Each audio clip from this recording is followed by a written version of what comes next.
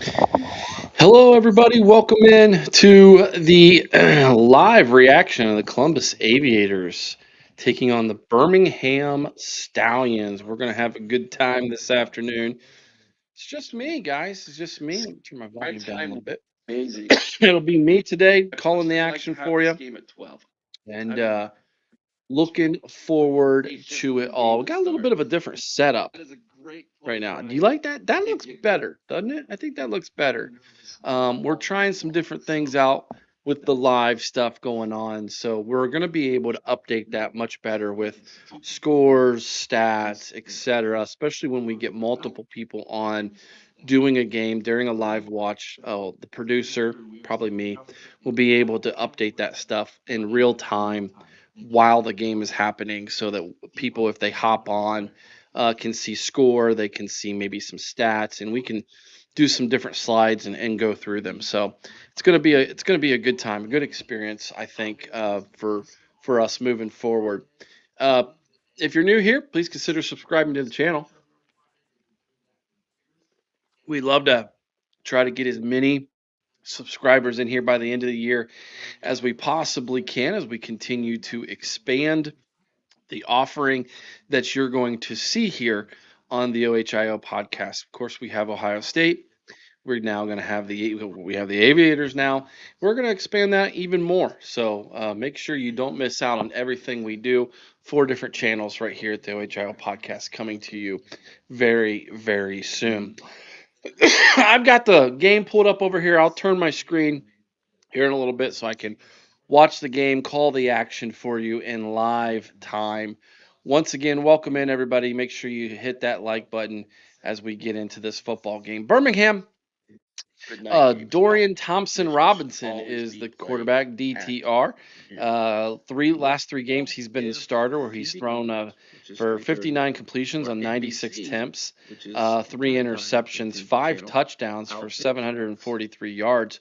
Birmingham's on a little bit of a heater here. They've won, I think, or 2 in a row. Something to think about. And so they've won 2 of their last 3 with DTR as their starting quarterback. So we need to keep him under wraps. As far as running the football, Anthony McFarland Jr. is the one of their leading rushers, 46 attempts, only 193 yards, 2 scores. Snoop Connor, 58 attempts for 207 yards, 3 touchdowns. Those aren't gaudy numbers, especially when you look at what Columbus is able to do on the ground. John Lovett, 65 carries, 304 yards, 2 scores. Zaquandre White, he's got 50 carries, 259 yards, 4 touchdowns. Jalen McClendon, the quarterback, 38 carries, 220 yards, 2 touchdowns. Toa Teua, he's got 201 carries for 198 yards, also 2 touchdowns. So Columbus is second in the league in running the football this year, yards from scrimmage rushing. So out of eight teams, they're second. That's definitely the bread and butter of their offense. Passing the football has been kind of a struggle at times for them. But Jalen McClendon is leading the way with 785 yards. Now, like I said, you look at those stats compared to the quarterback from Birmingham, and in only 3 starts, he's got 743 yards compared to the 700 and some yards again from the Aviators quarterback. So, Jalen McClendon. So, 785. So, it's going to be one of those things when you look at this game. Can Columbus establish the line of scrimmage? That is going to be key here in this football game moving forward. So, yeah, indeed. Let's go, Aves. Let's do it. Let's go. The Aviators, we need them. We need a win. This is do or die. Like you're 2-5. You have to win the last 3 games going away to even have a chance. And even then, you still might not get in based off of how things are going. So right now, if Columbus can win this football game, they'll get to 3-5. They'll send Birmingham to 3-5, and then there's a 4-way tie at the bottom for 3-5. If Columbus loses this game today, they will be in the bottom. They will be the only team with only 2 wins on the season. They will be in last place. You do not want to be in last place, man. That's not where you want to be to start the season off. So Anyways, looking forward to this game getting underway here in just a few minutes. I so apologize for not being at the last couple games. My son graduated from college. My stepson is in the midst of tournaments with lacrosse. He's in high school. Lots going on, man. Just so much going on in the spring here for us. But we're able to lock in today. So let me turn my computer screen over here a little bit, move my drinks around so that we can be all prepared to watch the game, call the game for you all. Like our new OHIO podcast aviator hats. I like them. Feel good. Feel good. I like them. Anyways, let's get back to some of the statistics here that we were talking about. When it comes to receiving, the Stallions are led by Jaden McKinnons, who has 36 receptions for 486 yards and 2 scores. Justin Ross, 312 yards on 20 catches, 2 scores. Dion Kane, 19 receptions, 252 yards, and 3 scores. And then Datewood Davis has 6 receptions for 113 yards and a score. For the Aviators, when it comes to receiving the football, Tay Martin by far is the best receiver on this team. 35 catches, 396 yards, and 2 scores. And Antoine Wells, has 21 catches, 215 yards, 2 scores. Kiki Chisholm, 18 catches, 163 yards, 2 scores. Elise Mack, 12 catches, 146 yards, and a touchdown catch. Love it out of the backfield, 6 catches, 24 yards, and a score as well. Teua, 12 catches out of the backfield, 70 yards. White, 12 catches out of the backfield, 70 yards. So Jalen Moore, 10 catches, 73 yards. There you go. That's your receiving stats on the season for the Aviators. All right. Defensively, leading the team in tackles this year right now with 54 total is Tony Fields second for Columbus. He's got 54. Next closest is 41. That's Fred Tompkins. Um, both of them have over 20 solo tackles. So Tony Fields and Fred Tompkins are your leading tackles for the Aviators. Birmingham, defensively, they are led by Tay Crowder, who's got 54 total tackles on the year. Then they have 2 guys in the 40s. Kayvon Tizano has got 48, and Trey Norwood's got 44. So those are your individual stats so far for the season here in week number 8. This is going into week number 8 for this game. All right. We are getting ready for the kickoff. Ted Ginn sporting the nice white tee, little collared T-shirt there by Ted Ginn with the red Aviators hat. Looking sharp, Teddy.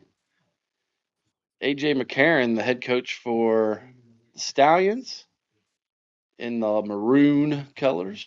Aviators, and they're all whites. The Stallions got white pants with the dark red jerseys and helmets. So, and I guess I should say the powder blue for the Aviators. All right, here we go. Getting ready to kick it off. Columbus will start with the football.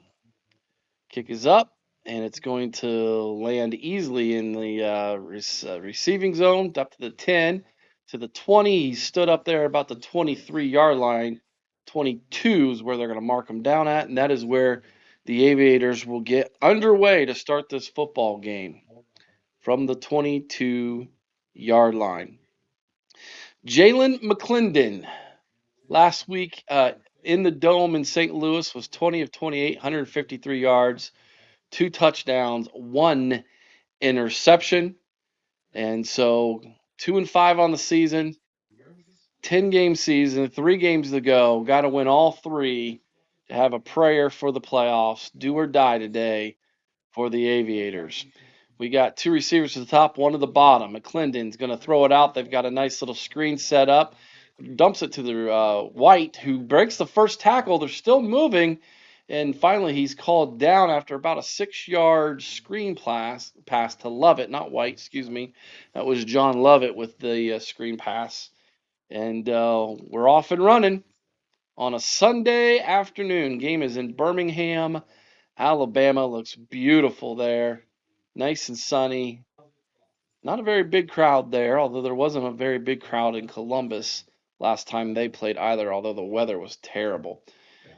All right, McClendon goes under center, and now we got a crazy formation. Only 3 linemen. Another screen pass. This one's going to get 2-3 yards before Teu is brought down. He had the tackles go in motion and go to the outside. So interesting formation there by Todd Haley to set up a 3rd and short. This is going to be a 3rd and a long 1. We'll call it a short 2 for the Aviators here to get the game started. They're calling it a 1. That's a long 1, 1.5. Columbus hands it off up the middle, stopped, going backwards, loss of 3. Nothing there. No hole available. 3rd down. No right. Looking right. Good pursuit up front by Birmingham. The guards just got blown up on that play. Loss of 3.5 yards. Sets up a 4th and 5. Columbus has got to punt. Columbus has got to punt to start the game off here. There's the snap. Kick is up. And, oh, he ran into the kicker. Did he block it? I don't think he did. That's a flag. Columbus is going to get a 1st down after this, man. Big mistake by Birmingham going for the block, missing, and then the punter just gets destroyed. Let's see what they say here.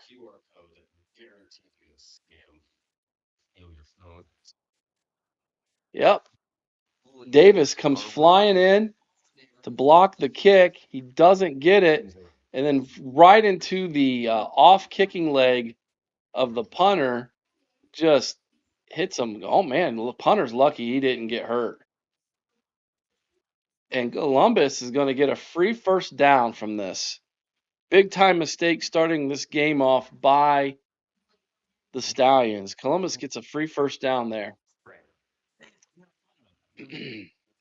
All right, so 12:38 to go in the start of this game. McClendon in the offense comes back out. Ball now on the 42-yard line. Quarterback in motion. They're going to run. Excuse me, that was a wide receiver on the top side in motion. Another run, this to the right where the wide receiver just left. No gain. In fact, they're going to lose yardage again. Right now, the offensive line is losing the line of scrimmage here in the first 4 plays, and it's not even close. Not even close. I'm interested about these things. I think it's like $12.99 or something like that. 12 minutes to go. 2nd and 11. Ball on the 41 after the loss. iPhone out there. Got to get it to the Birmingham 48. They're going to hand it off to the left and maybe a yard. Get back to the original line of scrimmage. That was Teu with the run. So far, 3 carries, negative 3.5 yards. Not good. 3rd and long, 3rd and 10. Not how you want to start it. Well, not how you wanted to start this game off if you're Columbus. Not at all. Trips to the top. Tua to the left of McClendon. He's going to look that way. Throws on a slant. Well short. Maybe 2 yards on that play. Why are we running a route for 2 yards? I mean, come on, Haley.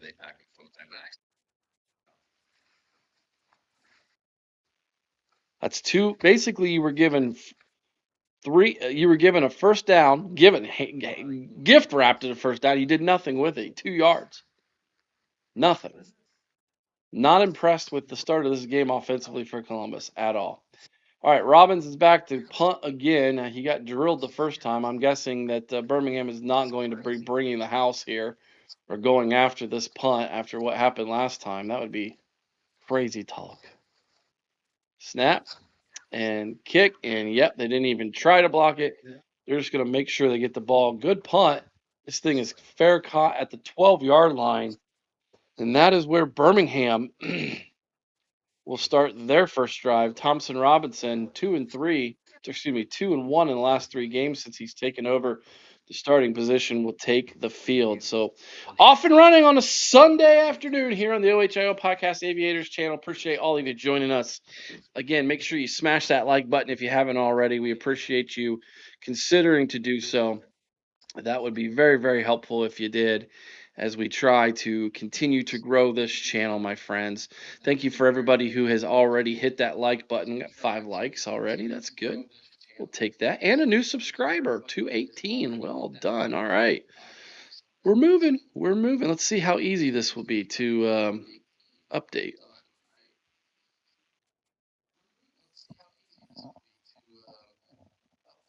Why is it doing that?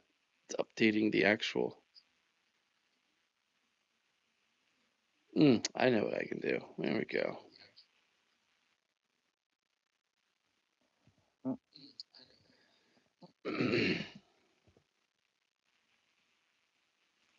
There we go. All right. So 218 subscribers.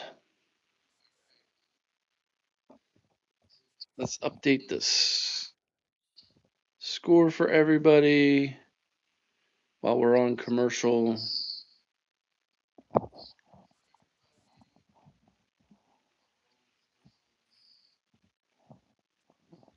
Birmingham.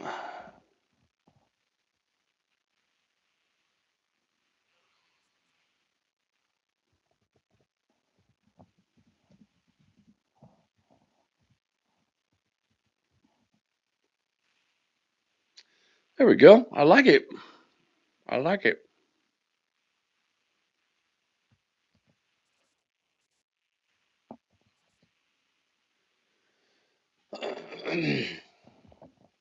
All right, we're back from commercial. Usually I have a co-host with me, but I'm flying solo today, so please bear with me while we get underway here.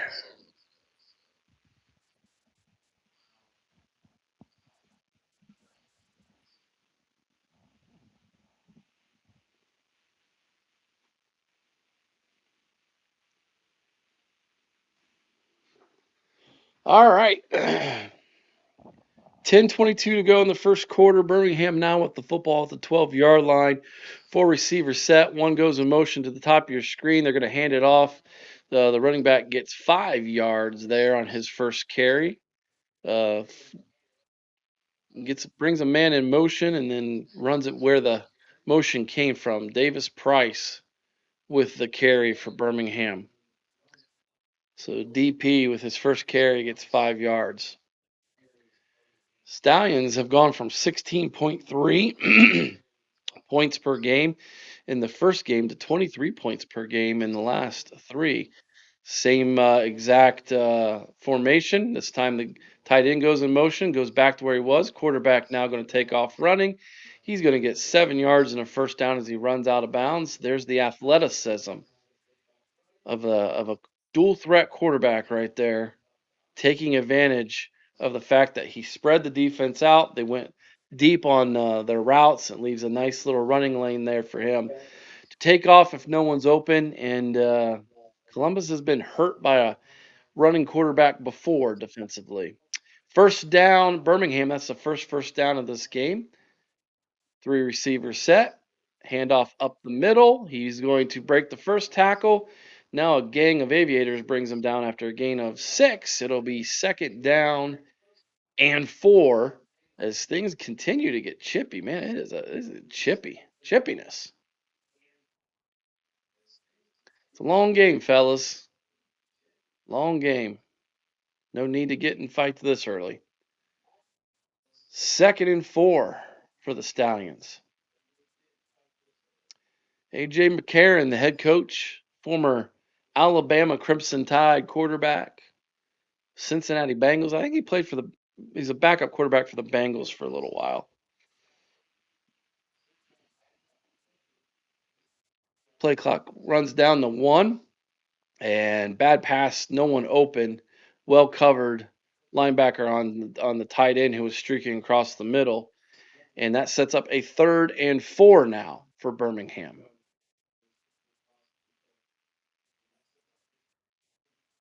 Good pressure up the middle. Pocket was kind of collapsing. That tight end was sitting down and kind of stopped his route and sat down. The quarterback threw it like the tight end should continue streaking across to the right. He wasn't. Incomplete pass. Sets up 3rd and 4.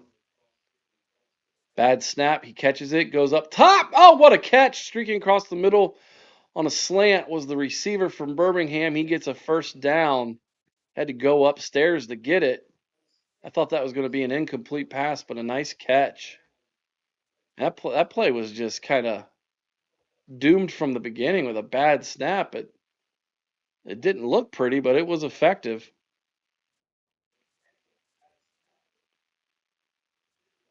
Aviators got away with a little bit of a face mask there. Fingers got caught in the receiver's face mask. No one called it. Handoff up the middle, and 1, 2, 3 yards up the middle. Kind of juking and jiving his way to the 46.5 is the running back, Davis Price. I'll set up a 2nd down, and we'll call it a long 6. 4 more yards to the 50, and that would mean they will have to go for all 4 downs. They can't punt after that. They gave them 3 and call it 2nd and 7. 6:50 to go in the 1st quarter. There's the snap. Quarterback looking deep, throwing to the left, overshot his receiver, making a 3rd and 7. Yeah, DTR kind of threw it in no man's land there. He had 2 receivers in the area. He kind of threw it in between both of them, and neither one of them really had a chance. Big 3rd down here. Captain Munnerlin, the defensive coordinator for Columbus, getting a little television time there. 6:20 to go. 3rd down. Snap. 4 receiver set. Big blitz by Columbus. He's going deep, and that ball is intercepted.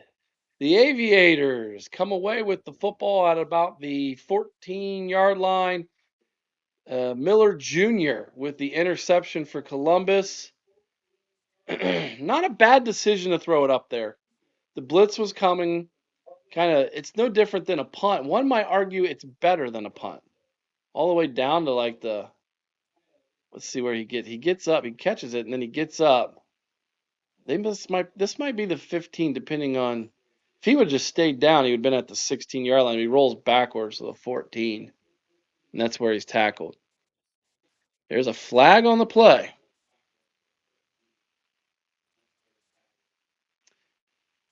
Are we going to get a pat?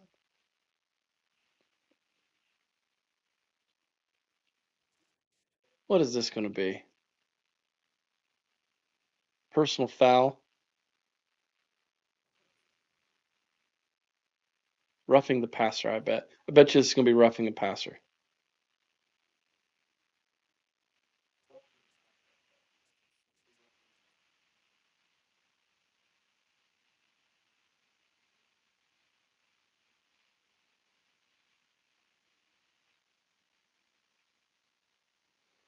Oh my gosh.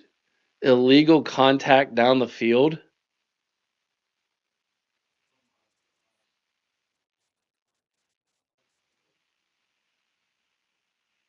Come on. Let's get the game. This is one of the biggest things I don't like about the UFL, man, is just make the call. Let's go. This is ridiculous. They're like talking it over.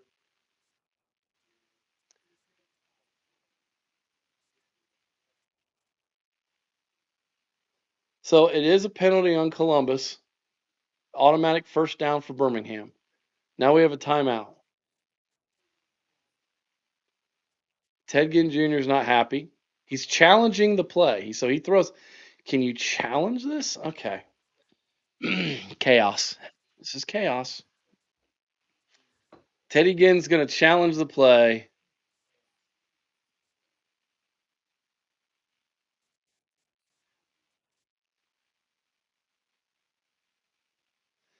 Dean Blandino is up in the booth. So you get the.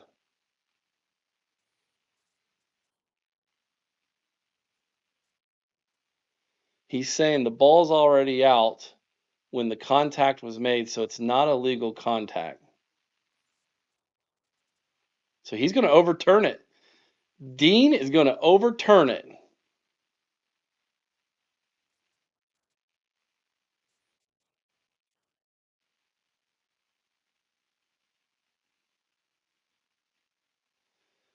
Good challenge. Good challenge by Teddy Ginn Jr. And he would know, right? Wide receiver, played all those years in the NFL. He would say, yeah, no, that ain't no penalty. I didn't know you could challenge penalties like that. Great pressure up the middle by Columbus.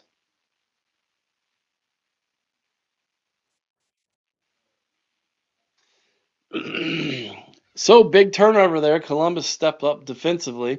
Let's try to do something offensively, shall we? 6:09 to go in the first quarter. This is second possession for Columbus, and we hand it off up the middle. No gain. 4 carries, -3.5 yards so far in this football game. Running the football. What's up, Tyler? Good to see you, buddy. So far in this football game, running the football. Offense has got to do something here, man. See you, buddy.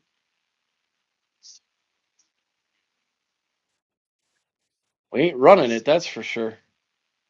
See if we can't get Martin involved here. All right, we're going to pass it on second down. He's going to pass it out of the backfield. Lovett turns it up, gets about 8, 9 yards. Nice job. Call it 9. It'll be 3rd and 1. Last time we were at 3rd and 1, we tried to run the football on the right side, and we actually lost 3.5 yards. So let's see what we do here with this third down. This is the third down of this quarter for Columbus. They're 0 for 2 on the first 2.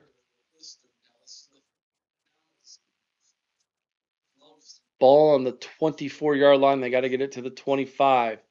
Big tight end set, 12-man personnel. Turns around, fakes the handoff, looking deep. Got the tight end stuck over the middle. Big lineman who was lined up as a tight end, and Glazer catches it, turns around and shoves the ball in the gut of the guy who tackled him. Big boy Glazer lined up as the tight end. He's going to move like he was going to block, and then he just makes himself available. Good hands by the big man. Nice job. Glazer with his first catch of the season. Give that boy another opportunity. Todd Haley dialing it up on third down, 1st and 10 from the 45. McClendon's got plenty of time. He's going to throw it to Teu out of the backfield. Makes a cut, first down across midfield, all the way down to the Birmingham 40. And now Columbus, with their second first down in as many plays, are moving the football for the first time in this game. 4 minutes to go in the first quarter. Chris Glazer from Honolulu, Hawaii. 6'4", 306 pounds, and soft hands. They forgot to put that on the graphic. Here we go. Columbus is driving, trips to the top. Martin goes in motion. Running back to the left of McClendon. He takes a snap. He looks left, still looking left, now right. And he gets away from the first tackler. Takes off running up the middle, gets positive yards. I thought he was going to get sacked there. But he's greasy. He's greasy. Give him 6 yards on that scramble up the middle. Scamper. I was trying to say scamper. Up the middle, 6 yards on and setting up a 2nd and 4. And now we have a player injured. Looks like a defensive lineman for the Stallions. We're going to take a commercial break here.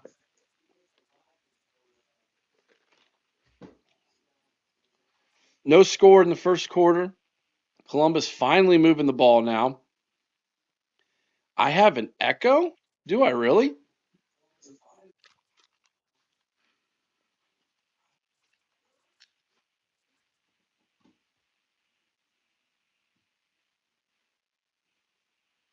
Is that any better, Tyler?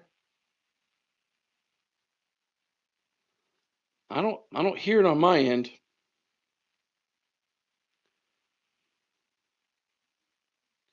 Had an echo. Okay. Well,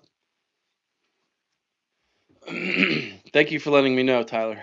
That would have been disappointing to go through an entire game and have an echo. What's up, Troy? Good to see you, buddy. Good to have you in with us today. I sound studly as ever. Yeah, right. I don't know how much of a voice I've got left. I recorded one video early this morning, just posted. I had to sing at church this morning because Sarah wasn't available because she's with Xander at his lacrosse tournament. Now I'm doing this. Then I have to shoot tomorrow's video after this. Plus, we have the live tonight at 8 o'clock. My voice is going to be like sandpaper tomorrow. Not looking forward to that. And like there's cottonwood flying through the air. The little cotton off the cottonwood trees is starting to fly around, and that always makes my throat sore and scratchy.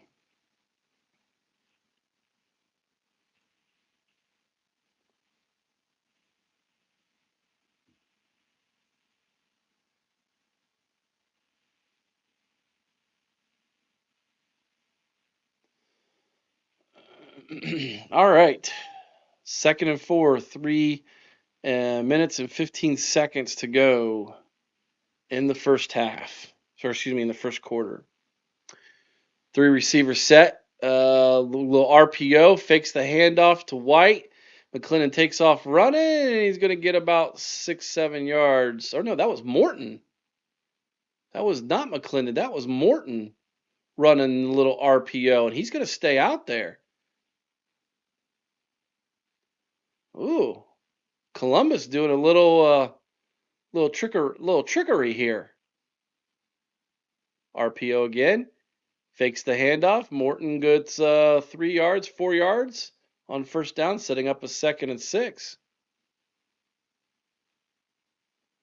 Saw a little bit of that in St. Louis last week. Jalen Morton, he was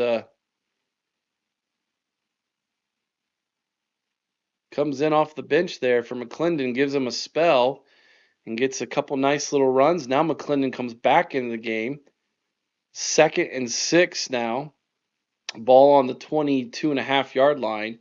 McClendon is 6 of 6 passing for 57 yards. He's going to hand it off to Teua. He's going to get 4 yards, setting up a 3rd and 2 now, just under 2 minutes to go in the quarter. Columbus has dominated the first half time of possession here after basically going 3 and out and then getting that penalty on the punt and going 3 and out again. Defense gets the football back on an interception, and they've possessed it the entire remainder of this first quarter. White is in the backfield with McClendon as they break the huddle. 2 receivers to the top of your screen, 1 to the bottom, tight end set off to the left. Receiver goes in motion from top to bottom. And, that's a bad pass, interception. They read that like a book. Bad call. Columbus has points taken off the board with just a terrible play there. McClendon just turns around and throws it.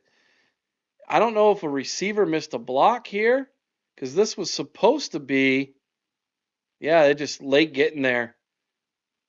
This was supposed to be one of those little screen passes, bubble screen for the receiver. Martin can't get out there in time to make the block, and that's an interception. Football goes right back to Birmingham now. They just can't get out of their way. Like they consistently offensively make mistakes week after week after week. I don't know. Like I don't know. What do you guys think? Is it a discipline problem with Columbus? I almost feel like it's a discipline problem with them at times. I don't know. Really frustrating.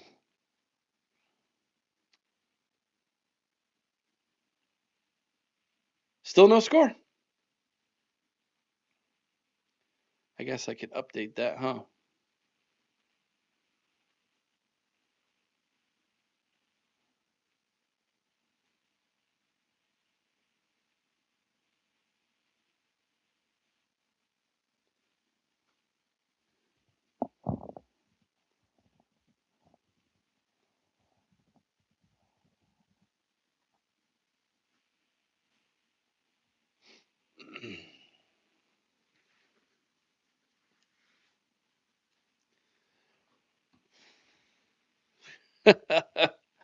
Every week it's something, isn't it?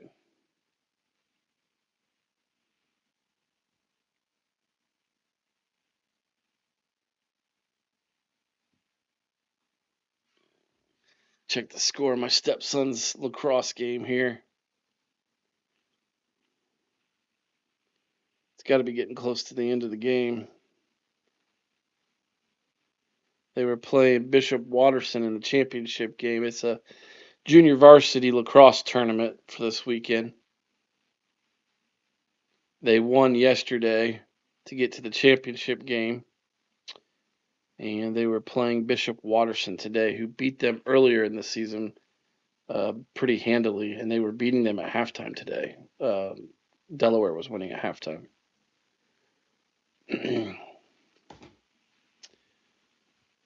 Man, that was just a bad pass.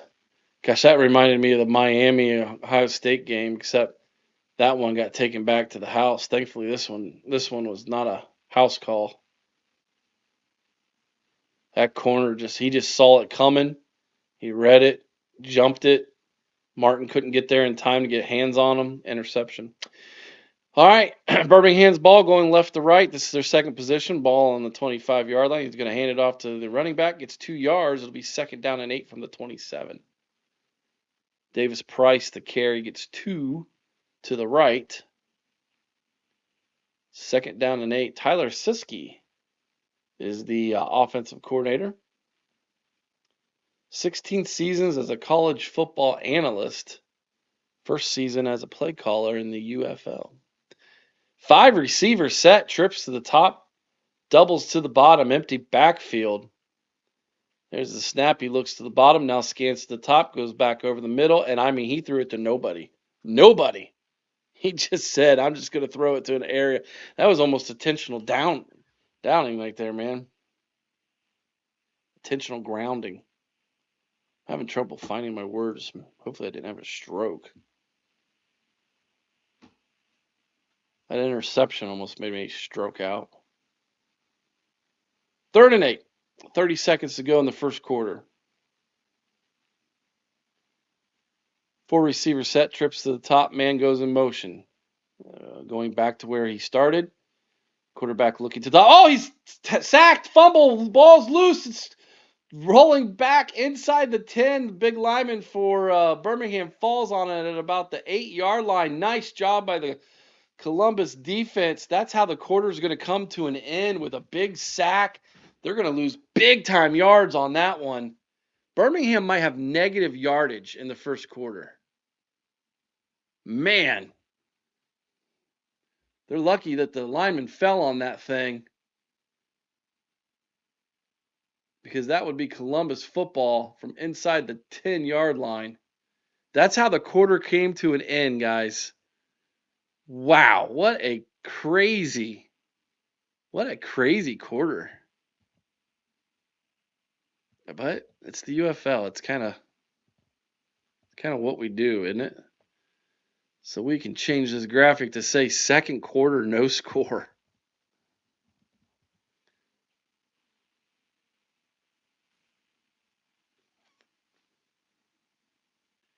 Let's update. Let's see if we can't update some statistics here.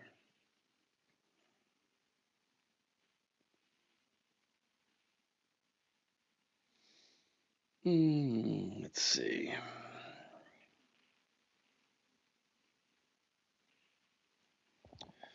Columbus versus Birmingham.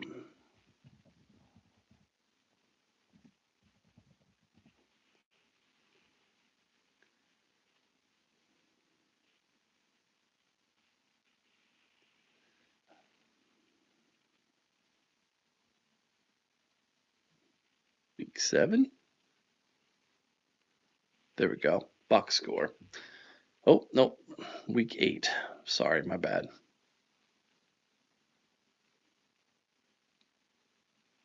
Live stats. There we go. All right. Yeah, Columbus 74 yards. Birmingham does have 36 yards of offense. Do they? That seems like a lot for 2 possessions. Both neither second one went backwards. Huh.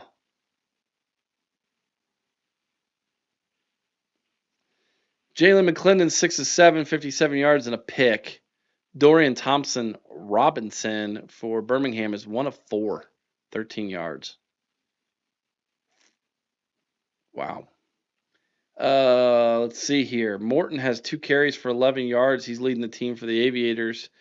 Tyrion Davis Price, 3 carries, 13 yards. He's leading the way for Birmingham. Leading the team. Ready for this? Leading the team in receiving yards for the Columbus Aviators is offensive lineman Chris Glazer with 21 yards. That a boy, Glazer. D-Wood Davis has got 1 catch for 13 yards for the Stallions. So, yeah, there you go. Wowzer Bowser. Man. Ugly stats to start this game. But Columbus they're in it, man.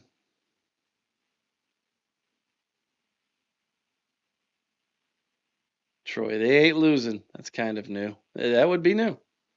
Yeah, that would be a new mindset is what that would be. All right, Birmingham punts it off. Receiving it at the 36 is Columbus. Heads to the 40, to the 45. He's got some blockers. Cross midfield out of the 45 at Birmingham. Is there a penalty flag? I don't know. White's upset as he comes onto the field. I haven't seen no yellow hankies.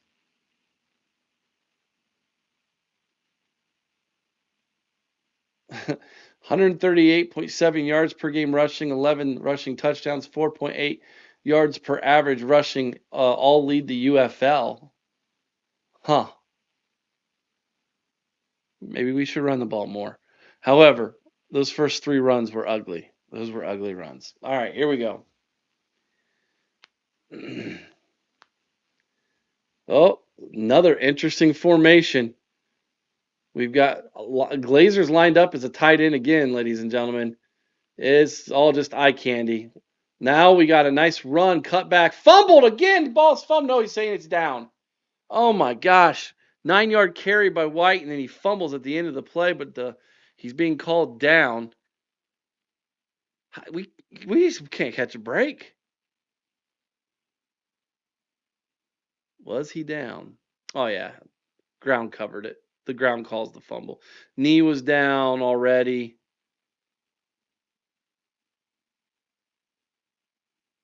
Good call. 9-yard carry by White sets up a 2nd and 1. Ball on the 36-yard line. Pitches it back to the running back, White. He fumbled again. He fumbles forward and he picks it up. Hold on to the ball, bro. My gosh.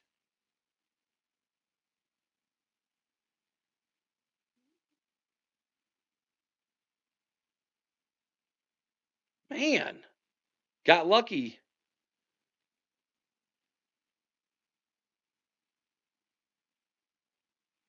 Got the first down. White's still in the game, man. I'd be pulling his butt off the field right now. Teo is set up in a fullback staggered to the left.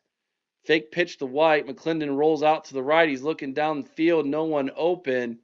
He's going to lose 2-3 yards there.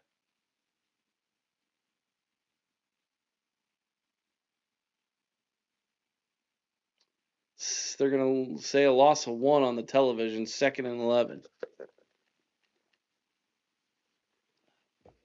White's coming off the field. Good, man. Cannot fumble like that. He already turned it over in the red zone practically the first time.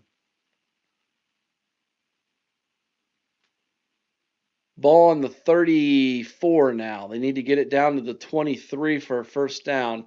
2nd down and 11. Play clock down to 0. Just gets it off. Hands it off. They're going to get 2, 3, call it 3 yards, maybe 4 if he gets forward progress there. We'll see where they call him down. Was that Lovett with the carry? Yeah, it was Lovett with the carry. They'll give him 4 and they'll say it's 3rd and 7.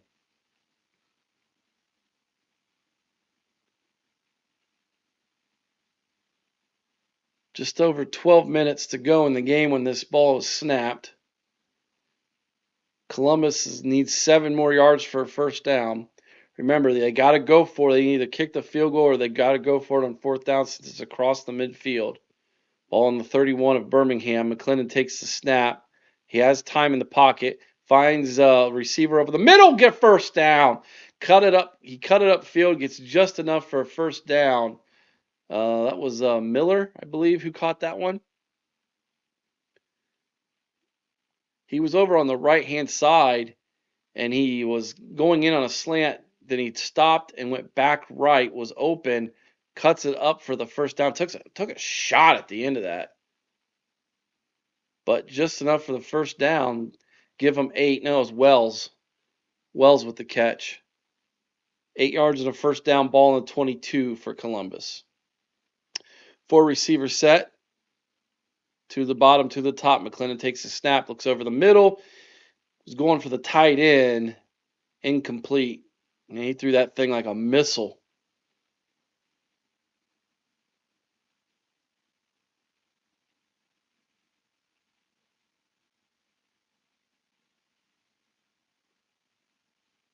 Lucky it wasn't intercepted again.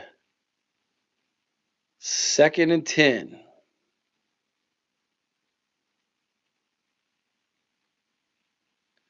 Three receiver set to the bottom of your screen. Martin to the top. McClendon takes the snap. He's better get it off. There's a hold. Are they going to call it? Yep. Yellow hanky out on the field. McClendon takes off, gets 9 yards, but this thing's coming back. That's a hold. Left tackle.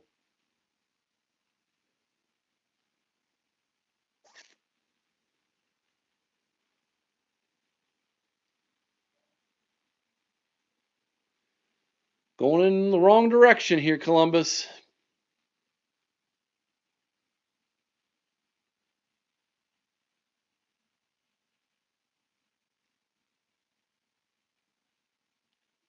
Yep. Ooh. They had a hold on the defense as well, offsetting penalties.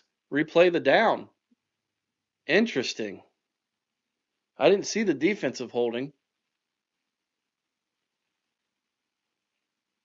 Must have been down the field somewhere on one of the receivers.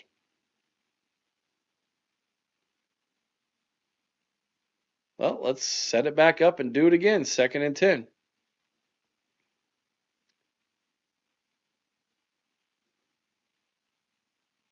Ball on the 22. 10 and a half to go. McClendon under center.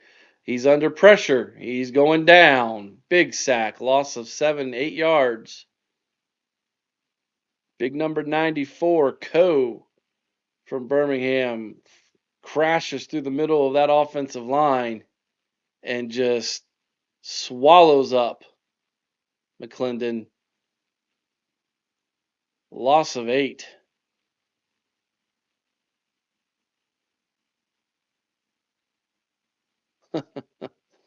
Third and long. Can they get set up we better call timeout. Play clock is dead. We didn't even call timeout. Oh my gosh. Delay a game. Back them up more. Let's just go out of field goal range now. How about that? Let's do that, Columbus. Pay attention to the play clock, Haley. Let's go, bro. Ball's now all the way back on the 35-yard line. You're probably out of field goal range right there.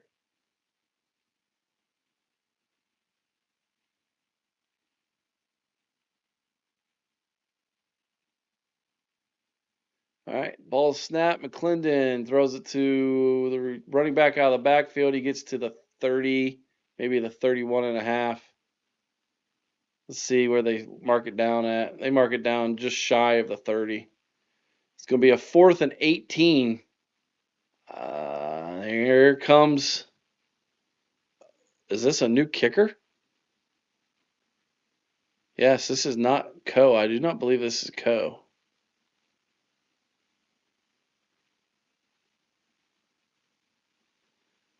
Jonah Dalmas. 48-yard attempt. Snap, hold, kick.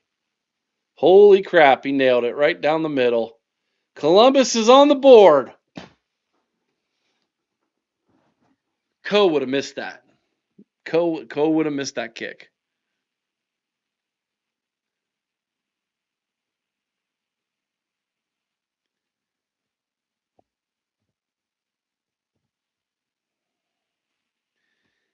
We have a score. It's like the second quarter now. Come on.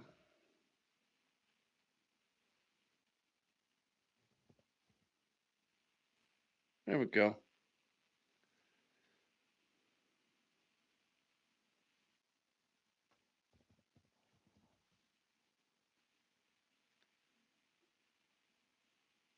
Let's update this banner. We have a score.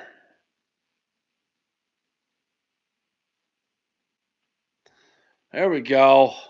That was much easier than the way I was doing it before.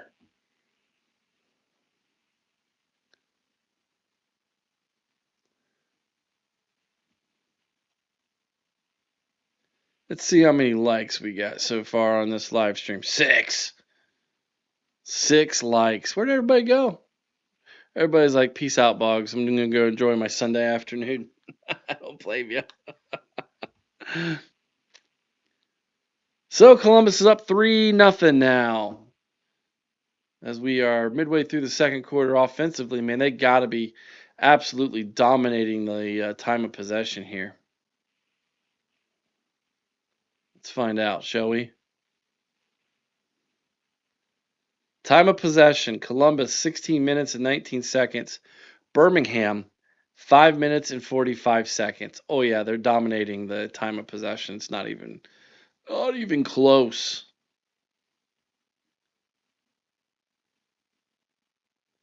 48-yard field goal attempt was good. And that is where Columbus and Birmingham sit midway through the second quarter.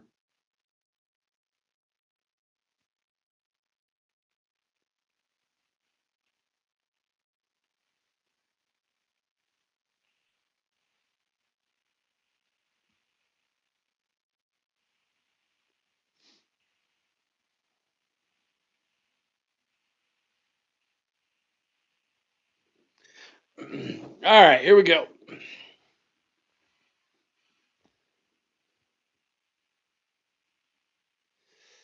8 minutes, 56 seconds to go in the first half. Columbus so far has dominated time of possession. Can they continue to do that? Got to get it into halftime. Now, Birmingham's going to get the football coming out of halftime here. So even though Columbus has dominated time of possession, they only lead 3-0. A score by Birmingham, they get the ball coming out of halftime. Sets up a completely different dynamic in the second half. The ball is caught in the catch zone and nowhere. Give them to the 16 as the receiver. punt returner, excuse me, a kickoff returner slips and falls at the 16.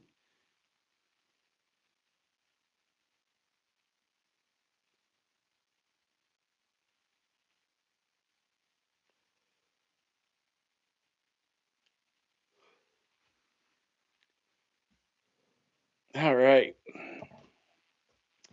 Dorian Thompson-Robinson, 6 dropbacks so far this game, 1 sack, 2 pressures. Columbus is getting in the backfield. Can they continue to do that here? Third possession of the football game for Birmingham.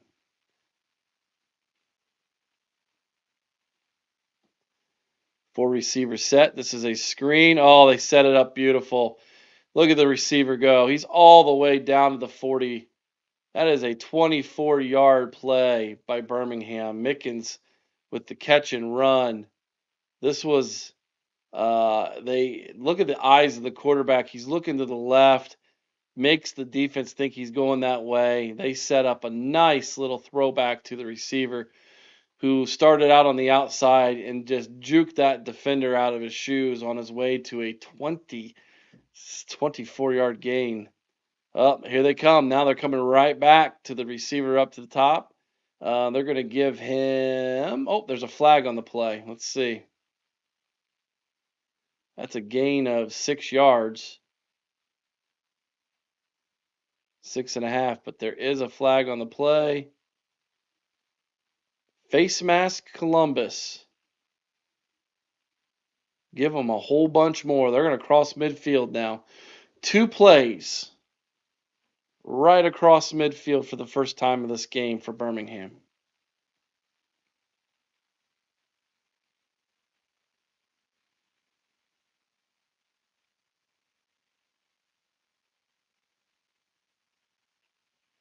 Ball all the way down to the 39 of Columbus. Whew. They tacked on 15 more. There's the handoff up the middle. No, it was a fake. Quarterback's going to pick up 2 yards. Should have handed it off. Should have instead of keeping it, he should have given it to him, because that running back just burst right up the middle of the defense. There was nobody there.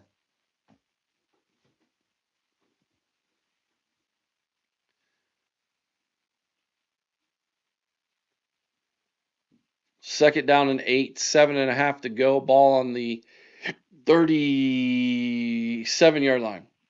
4 receiver set. Throws to the bottom of the screen. Receiver open. First down. Inside the red zone down to the 19-yard line. Dorian Thompson-Robinson with a nice pass there. Dropping it in the bucket. That was a pretty ball.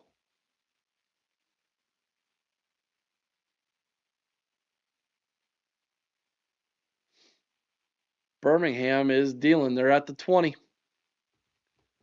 Inside the red zone. Hands it off to the running back. Tries to make the defender linebacker miss. Cannot do it. Good tackle. Gain of 1.5, maybe 2 if they're lucky. He'll set up a second down and 8 again.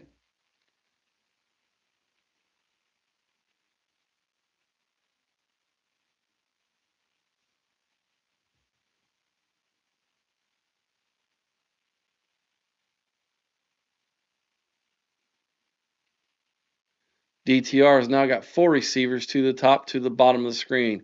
Running back flank to his right. He's going to look left, now looking back to the top of the screen.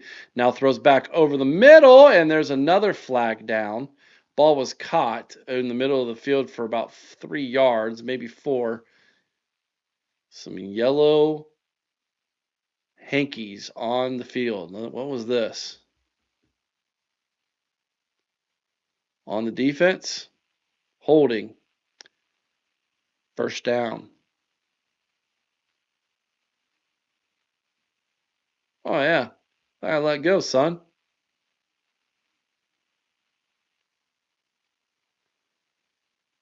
First and 10.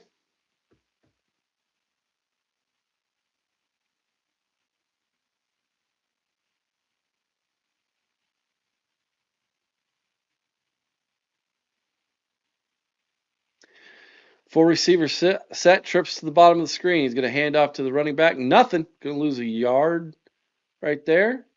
Another player's down hurt. Looks like the offensive lineman for Birmingham. And we're going to stop play with 5 minutes and 50 seconds to go.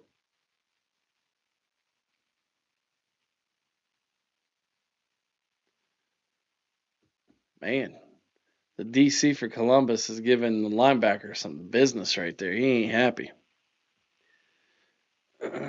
Columbus leads 3-0. Yeah, Lawson was getting absolutely getting chewed out. We're going to go to commercial break, so it's not just a stinger. But Columbus leads 3-0 right now. 5 minutes and 50 seconds left to go in the first half. Birmingham threatening. They're knocking on the door. See if Columbus can hold them to a field goal attempt here when we get back from commercial break. Again, thanks everybody for joining in today. Make sure you hit that thumbs up button. We appreciate that very much. Make sure you're subscribed to the channel. Consider sharing the feed right now on your social media to get as many people watching as we possibly can. We would love to have as many people join in with us today. Watch the game with us, hang out, throw some comments up in the chat.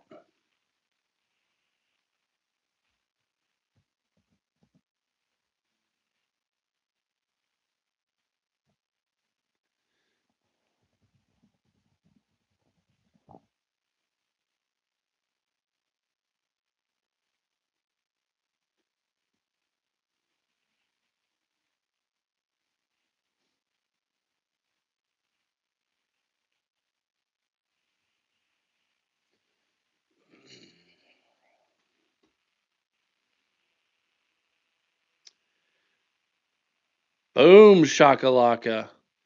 Vader says we just got Wyatt Smith. You were calling that yesterday, buddy. You were calling that yesterday.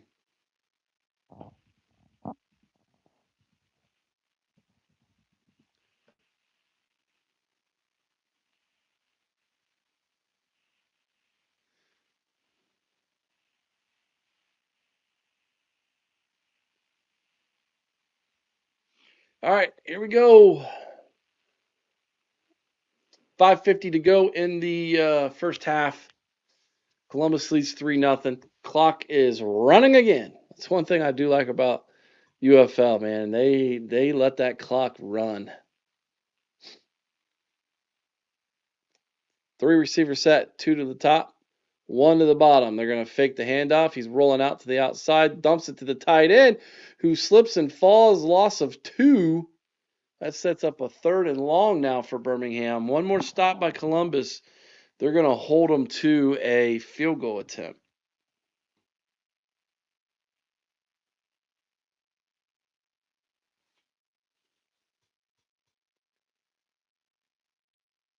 Third and 13 now. Ball is sitting at the 15-yard line. They got to get it all the way down to the 2.5.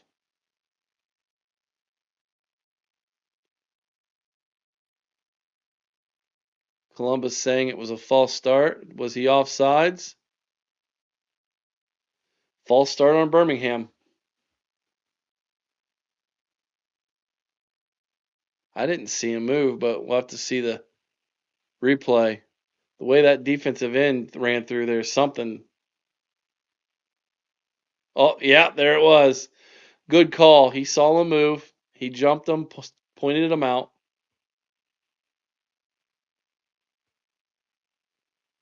Third and 18, 5 more yards back. Oh, they're going to do a delay handoff up the middle, and he is absolutely gobbled up by the defense. Maybe 3 yards, sets up a 4th and 15. Birmingham will run their kicker out to tie, go for the tie here.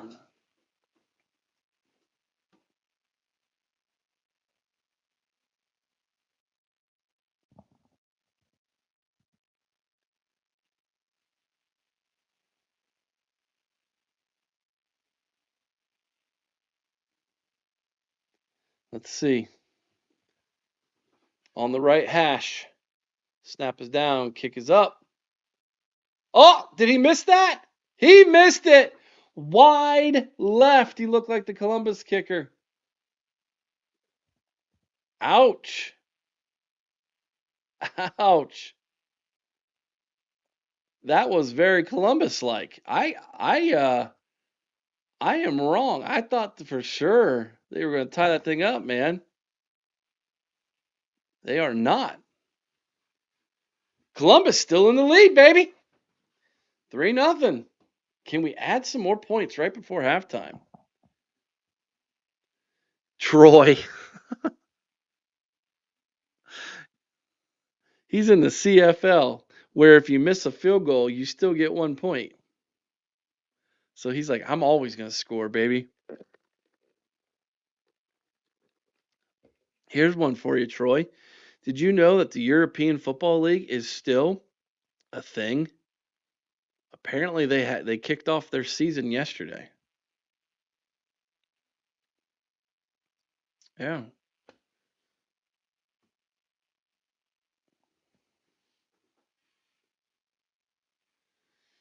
Oh my goodness. Wow.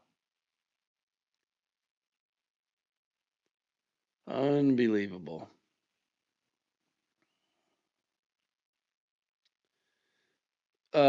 Vader, I'm still trying to find it. I'm gonna have to go to Twitter. Who's reporting it, or are you reporting it?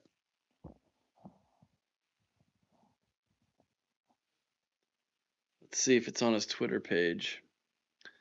That is not the Wyatt Smith I was looking for. Wyatt Smith. There he is. Yep, 10 minutes ago. 4-star 2027 edge. Wyatt Smith is committing to play for Ohio State, he tells me for 247 Sports. Smith attends St. Thomas Aquinas High School in Florida. He chose the Buckeyes over Missouri, Georgia Tech, and Indiana. Welcome, Wyatt, home, Buckeye fans. Boom shakalaka.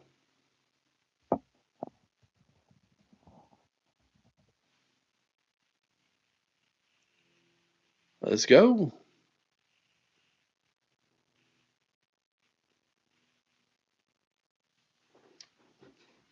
If the playoffs started today, the Louisville Kings would be the 4th seed at 4-4. Now, can we get them to lose a game next week? Make them go to 4-5. We played them in the last week at home. Maybe Columbus can get in. All right, ball's on the 26-yard line for Columbus. It's a pitch to Teua. He's going to get 3 yards and set up a 2nd down and 7. The clock is ticking away for Columbus.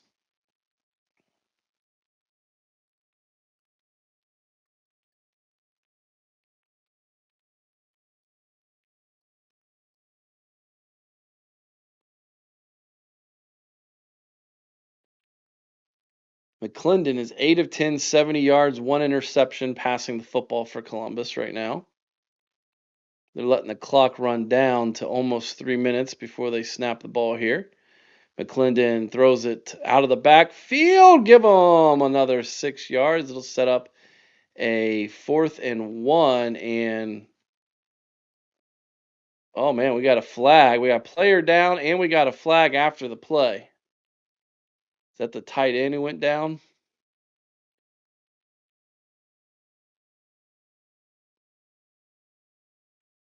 This has been a brutal game. All the injuries have been on the Birmingham side, but this is the first time that you have an Aviator down on the field, and he's hurting pretty bad. Let's see what the flag is.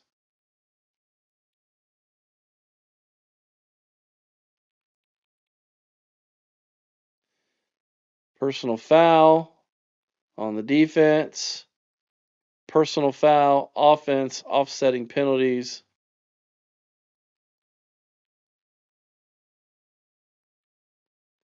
It'll be 3rd and 1 when we come back from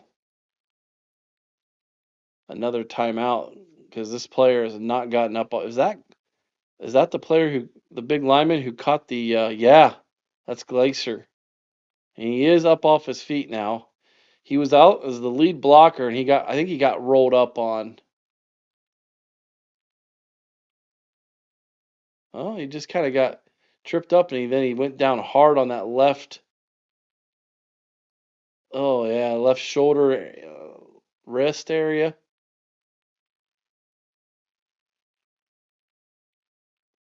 But he's up.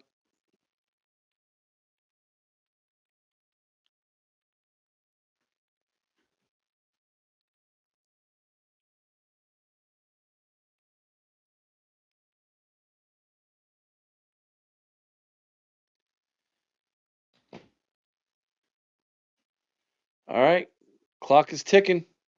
2 receivers at the bottom of your screen, 1 at the top. This is a 3rd and 1. McClendon looking that way, finds the receiver. That's going to be an easy first down. He's going to get it to the 41-yard line for Columbus.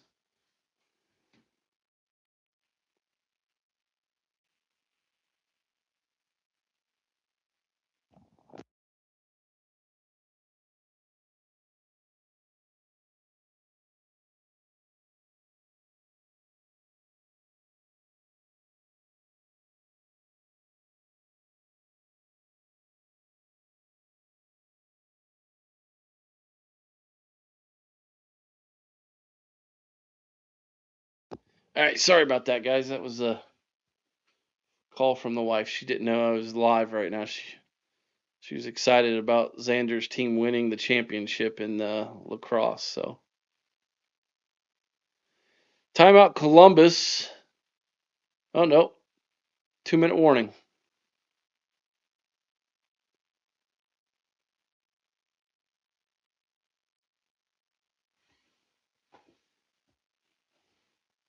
Fox is getting their money's worth with the commercials right now.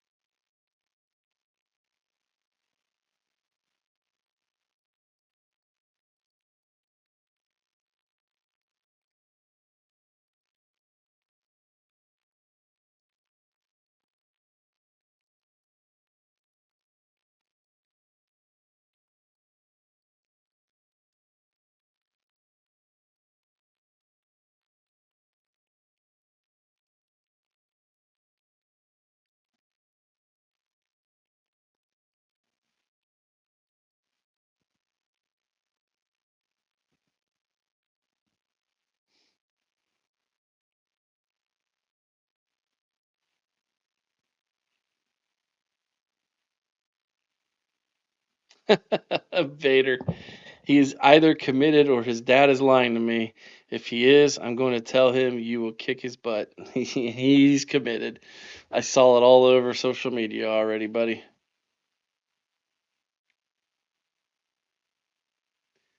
He's committed.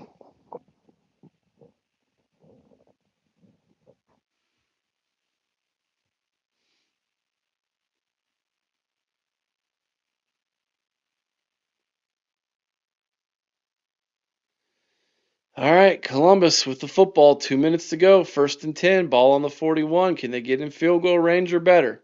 4 receivers set. All of them go in motion. Turns around, fakes the handoff. Pressure coming, and he's sacked at the 31-yard line. Big loss. Columbus cannot hold up. Man, I tell you, every time it looks like they got things going in their direction, things just fall apart for them. That was the tight end trying to block the defensive end, and he got smoked off the end. Minute and a half to go, 2nd and 20.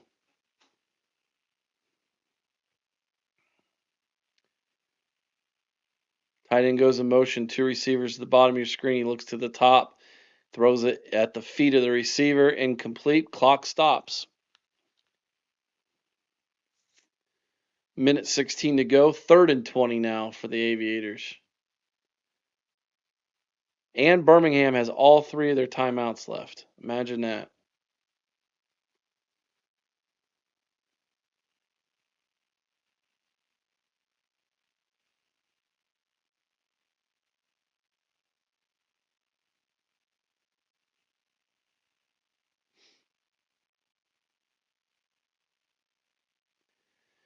All right, Martin goes in motion, goes back where he came. They're going to hand it off up the middle. He's going to get 5 yards. That's where he's going to be bottled up. It'll be a 4th and 15. And this should be where Birmingham calls it their first timeout. They do. 1 minute, 11 seconds to go. Birmingham's going to get the football with about a minute left after the punt, maybe a little over the minute, and 2 timeouts left. So they're going to give their offense an opportunity to do something here before halftime. Columbus playing right into Birmingham's hands. With you go back and you look at how much Columbus has possessed the football, how much they've moved the football in this football game, and if they might be going into halftime either tied or maybe even losing. Cannot capitalize on things. Columbus back in punt formation here. He's going to catch it and punt it at about the 22, 23-yard line. Birmingham sitting back at about their 15, ready to catch the ball. Snap. Punt is up. Receiver floating to his left. Makes a fair catch motion at the 10. Has to turn around and catch it. Ooh, that would have been bad news if he wouldn't have been able to grab that thing all the way back to the 10-yard line. Quite a bit of green in front of Birmingham to try to move the football here right before halftime. Just over 1 minute to go before they go into the locker room to cool off.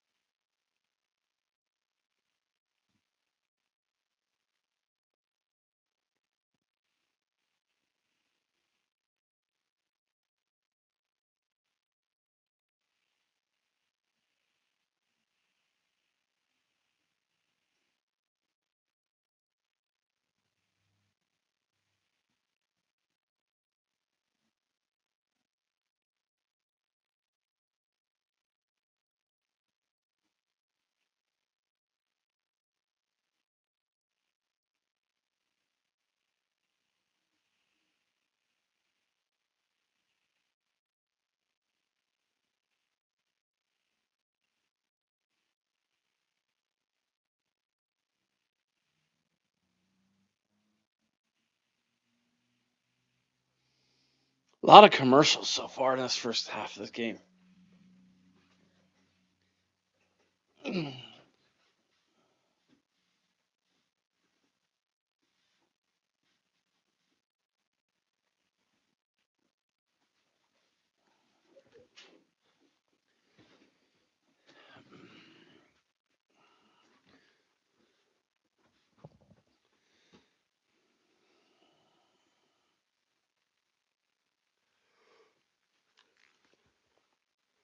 Woo!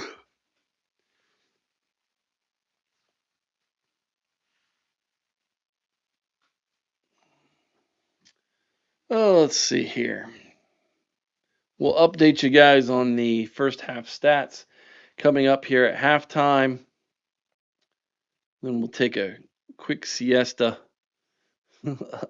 quick break. We won't actually fall asleep. Boy, they're talking about how hot it is on the field on television right now. 140 degrees off the turf. Holy smokes. There's the snap. Quarterback going to come back to the tight end. They're going to get a yard. Good pressure there by the defense. Columbus makes the tackle.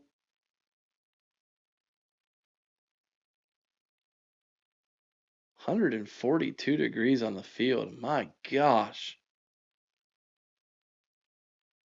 Whew.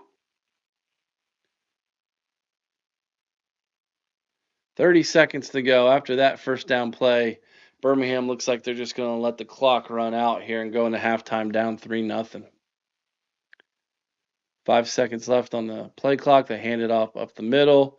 3 yards, 4 yards, and he's tackled, setting up a 3rd and 5, and that's going to be it.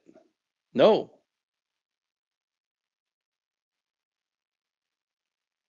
13 seconds to go, and they stop the clock.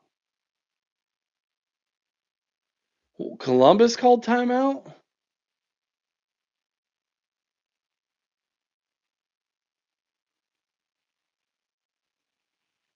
Why?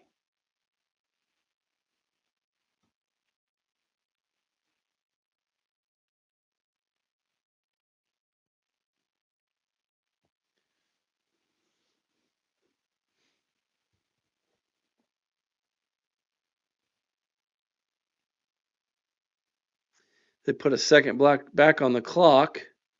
Now 3rd and 5.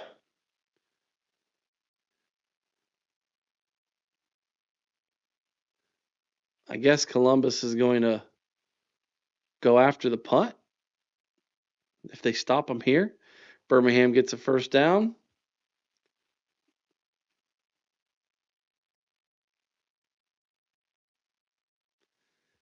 Under the center, turns around, hands it off, going to get a yard, and Columbus calls another timeout.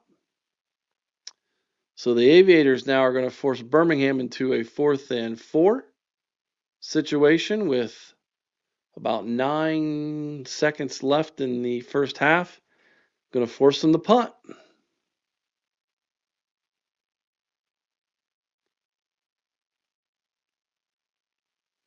The Indianapolis 500 next Sunday at 12:30.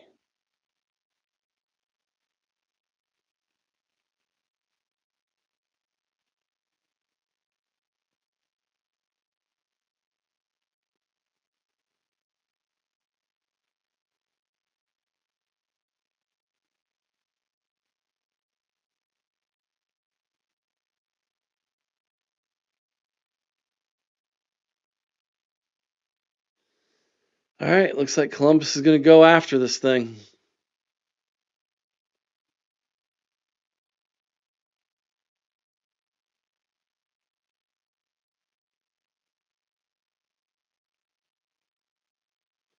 Here we go.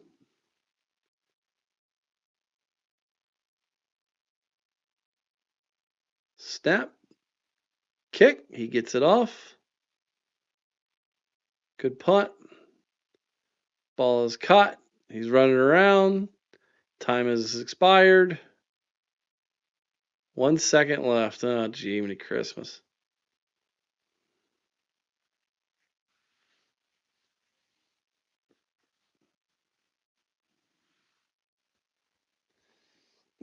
Troy. 3-0 at halftime. Probably going to be a 35-31 final score. Wouldn't that just be the UFL? I mean, nothing in the first half and then all excitement in the second half. 100%.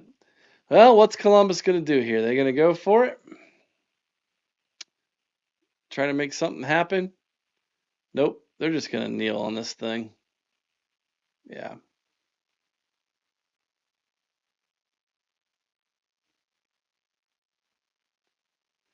Snap, kneel down, halftime. 3-0 Columbus. All right, let me give you my thoughts, and then we'll do some stats, and then I'll take a quick break. Come back and give you the second half. Columbus is a team, it's like all or nothing with them. They either are like playing loose and fancy free, or they feel like they are just as tight and wound up as they possibly can get, especially offensively. And that is what we got in the first half. I mean, they're moving the ball. They have the turnover inside the red zones, come away with nothing. Then they're moving the football and they get a bunch of penalties. They go backwards. They have to kick a long field goal. They did make it, but, there's that. Then defensively, they get lucky. Birmingham moves the football down the field, goes for the tie, misses the field goal wide left. Should have been a pretty makeable field goal. That's it. It's 3-0. Very tick for tack, very even feeling football teams. Columbus has not won a road game all year. They're 0 for 4. This is their fifth and final road game this season. They have to win this game in order to stay in the playoff hunt.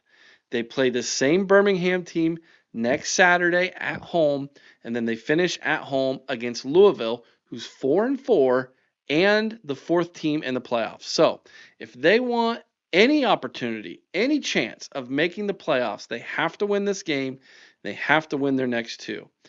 I don't see the urgency from them. It just feels like another football game to them. This is a very talented football team that doesn't feel disciplined or well coached. Talent-wise, I think it's one of the more talented teams in the UFL. I really do. Do they have some glaring weaknesses? Oh, you betcha, especially in the trenches. But when you just go player to player and you look at the list of who Columbus has and who every other team they've played against has, Columbus is right up there with them. They're just not being successful. They're not getting the breaks, and sometimes that just comes down, I think, to give a darn. And I don't know that this team has that right now. So this is just another example of going on the road and kind of playing to the level of your competition. And you look at these stats, and we're going to go over them in just a second. There's no way Columbus should only be up 3-0. Yeah. My Cubs are also up 3-0, says Troy. In what inning? Like the third? Second? What? Like we're halftime, man. 3-0 in a football game. My gosh. All right, let's look at these updated stats. Let's look at the team stats first. Columbus only 103 yards to Birmingham 74, so that's not as big as I thought it would be, discrepancy wise, although Birmingham did move the football a little bit there in the end of the second half. 40 rushing yards from Columbus, 34 from Birmingham. Columbus is 3 of 8 on third down. Birmingham is only 1 of 4. Columbus has 7 first downs. The Stallions have 6. Columbus ran 30 total plays. The Stallions have ran 22. Both teams are 0 for in the red zone. Columbus is 0 for 1. Birmingham is 0 for 1. Columbus has outpossessed Birmingham 18 minutes and 10 seconds to 11 minutes and 50 seconds. Each team has 1 turnover, which is interesting. Both teams have 1 fumble, but neither have been lost. Columbus has 1 sack for a loss of 19 yards. Birmingham has 3 sacks for a loss of 19 yards. 3 tackles for loss for 22 yards for Columbus. 5 tackles for loss for 24 yards for the Stallions. Again, the only score of this game was off the foot of Dalmas, 48-yard field goal attempt in the second quarter with 9 minutes remaining with 9 minutes into the second quarter, 6 minutes remaining on the clock. Looking at your offensive stats, Jalen McClendon for Columbus is 10 of 13 for 82 yards, 1 interception. He's got 2 carries for 5 yards. Zaquandre White, 5 carries, 12 yards. Hold on to the football, Mr. White. You're lucky you didn't lose one. Jalen Morton, 2 carries, 11 yards. Teua, 3 carries, 8 yards. Those are your rushers. John Lovett, 2 carries, 4 yards. As far as receiving, Lovett is leading the team with 3 receptions, 21 yards. Chris Glaser, the offensive lineman / I'm going to line up as a tight end and sneak out of the backfield, the line of scrimmage there on a 3rd and 1. He's got 1 catch for 21 yards. Teua, 2 catches, 19 yards. Antoine Wells, 3 catches, 16 yards. Zaquandre White, 1 catch, 5 yards. No catches for T, my boy T. What's up? Tay. Got to get busy, buddy. Dorian Thompson-Robinson, the quarterback for Birmingham, is 6 of 10 for 59 yards and an interception. He's got 2 carries for 9 yards. Tyrion Davis-Price, 5 carries, 13 yards, and Snoop Connor, 4 carries, 12 yards for the Stallions. Jaden Mickens, 1 catch for 23 yards. Tyler Davis, 1 catch for 17 yards. Daywood Davis, 1 catch for 13 yards. Deion Kane, 1 catch for 7 yards. Jordan Thomas has got 2 catches for a -1 yard on the game. Those are your offensive stats in this football game. For Columbus defensively, Celestin Haba, 4 tackles, leads the team, 2 of which are tackles for loss. Kenny Willikis, 3 tackles. And Ron Stone Jr., 3 tackles. Elijah Blades, 3 tackles. Tony Fields II, 3 tackles. Smoke Monday, 3 tackles. Kavian Patton, 2 tackles. For Birmingham, both Tay Crowder and Trey Norwood with 6 tackles each. Kaieva Tazino, 4 tackles. Lucas Dennis, 3 tackles. TJ Carter, 3 tackles to lead Birmingham on the defensive side. And let's see. The interception was to Stephen Gilmore for Birmingham, and the interception for the Aviators gets a credit to DJ Miller Jr. Those are my thoughts, and those are the first half stats. 3-0 in the first inning. Of course, Troy, you've scored more points and more runs in the first inning than any team in this football game through the entire first half.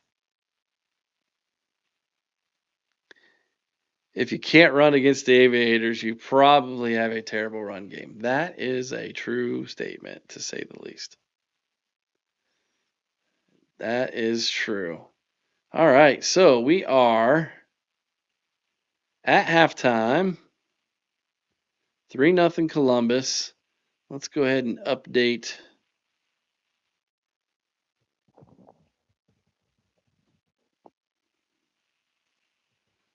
that. 3-0 at halftime. Appreciate all of you jumping in with us. We're going to get underway here as soon as they come back from halftime and start the third quarter in Birmingham.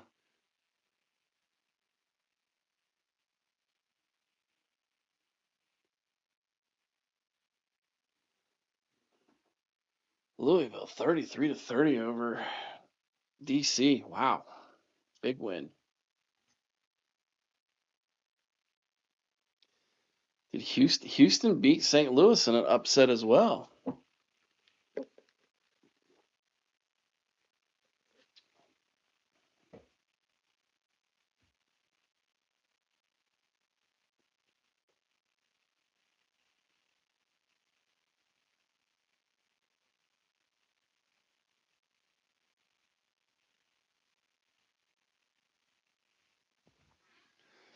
All right, we're going to take a quick minute here during halftime.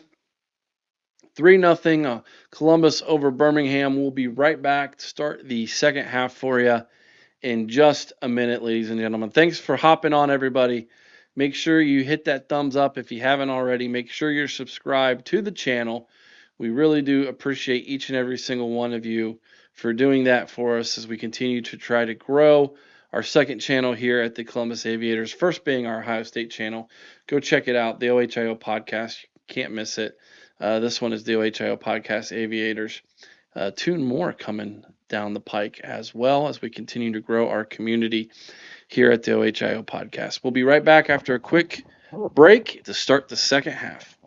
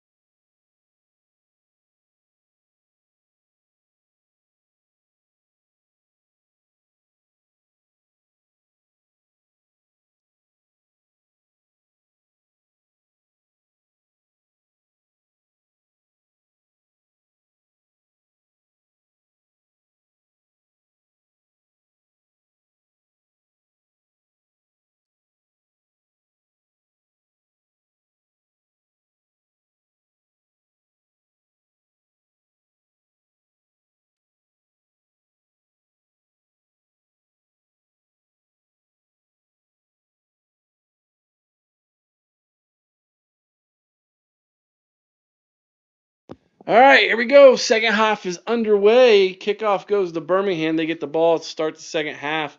Nice return all the way up to like the 35-yard line. And then he just drops the ball and takes off running down the field like he did something impressive. Good cut. And then nice tackle there at the end. I guess it was the 37-yard line maybe. That was the linebacker that got him, number 41. Good hit. All right, here we go from the 36. First and 10, Birmingham. 4 receivers set. 2 to the top of your screen, 2 to the bottom of your screen. Snap goes back. He's going to pass it off to the running back who gets 10 yards and a first down up to the 46, excuse me. So 4 receivers, go vertical, clear it out, dumps it off to the running back on a nice little route up to the middle. Ooh, nice hands. Almost overthrew him. Tackled after 10 yards and a first down. All right, 4 receivers set again, to the top of your screen, to the bottom, running back to the right of the quarterback. He's going to hand it off to him. He cuts to the left. He's going to lose a yard. Did they say he got to the line of scrimmage? The way that official's walking in, they're going to only half a yard loss. I was going to say, my gosh, that was a terrible spot.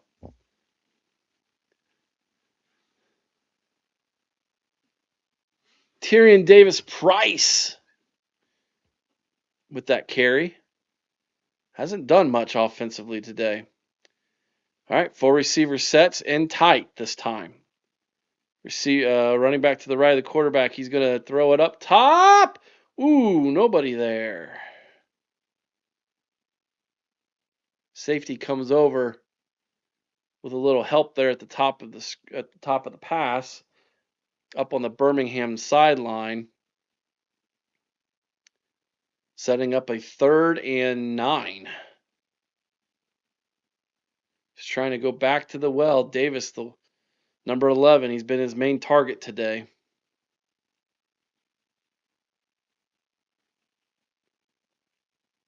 Big play here. 3rd and 10. 4 receivers set again. Columbus. Oh, that's a hold, and he got a sack anyways. Nice job. Good pressure off the end. The tackle got held. He was tackled coming down as he was bull rushing. Doesn't matter. The quarterback for Birmingham cannot pull the trigger. No one was open. Good coverage sack. Nice pressure off the end. Nice little dip move there by the defensive end for Columbus. Thompson Robinson goes down with a sack. Loss of 12, 4th and 22 for Birmingham. And that ball is, I thought they were going to get it blocked. He did just get it off.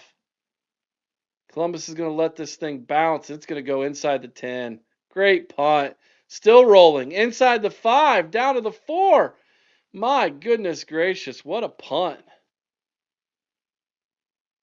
I thought they were going to block that thing. That was close. He overran it. He had it. He's totally there, and it just somehow he overruns it. Number 57, and he gets the punt off. And it rolls all the way down to the 4. That's what I'm talking about. Just breaks that go against Columbus. Wait, that is a block. I mean, you're right there, and he like over jumps the punter, who then kicks it around him. I mean, he could have tackled the punter. Some of the things that just happens against this team, I'm telling you. If they don't have any bad luck, they would have no luck at all right now. Good defensive start to this game. Birmingham gets the ball, decent field position after a good return. Defense gets off the field, and then now the offense has got to come out and start from inside their own 5-yard line here. This is where the tide turns. Columbus, if they don't get at least a couple first downs here, they're going to give Birmingham the football back with like really good field position. So this is a very critical part of this quarter here for Columbus as we start the 3rd quarter.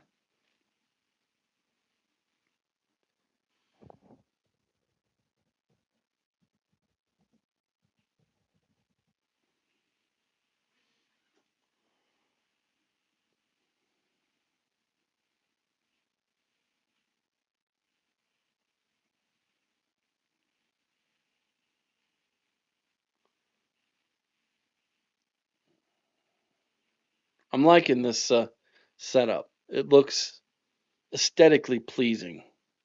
And we can do different things. I'm thinking if I had more time and I wasn't the one calling the game, I could probably do some stats and real-time things, maybe some scores of some other games. I think when we get into the college season over on the College Huddle, that would be really beneficial. I could just sit here and talk trash with everybody on a live in the chat and while the games are being played. Should be a lot of fun.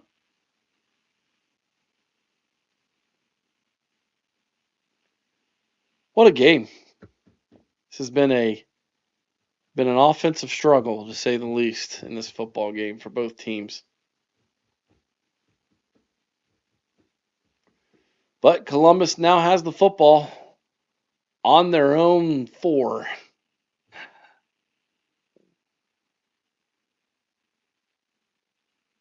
Who's Jenny Taft interviewing here? That is a one big chain that fella's wearing. Trent Richardson, 2-time national champion, Alabama running back, 3rd overall pick, 2012. Columbus with the football now on the 4-yard line. 12:26 to go in the third quarter. 3 receiver set, 2 to the top. Martin down the bottom. He's going to hand it off up the middle. Give him a yard, if that. No, maybe back to the line of scrimmage only. Didn't see who the running back was there.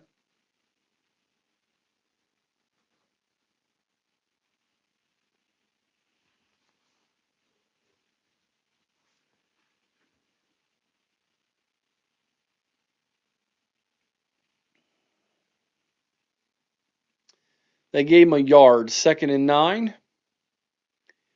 Again, 3 receiver set, 2 to the top of your screen. Glendon looking down the middle. Got a man. First down. There was Martin. We've been waiting for him to make a catch. He gets one. 10 yards and a first down. Trent Richardson is an absolute horse, man. My gosh. That dude is one massive human being.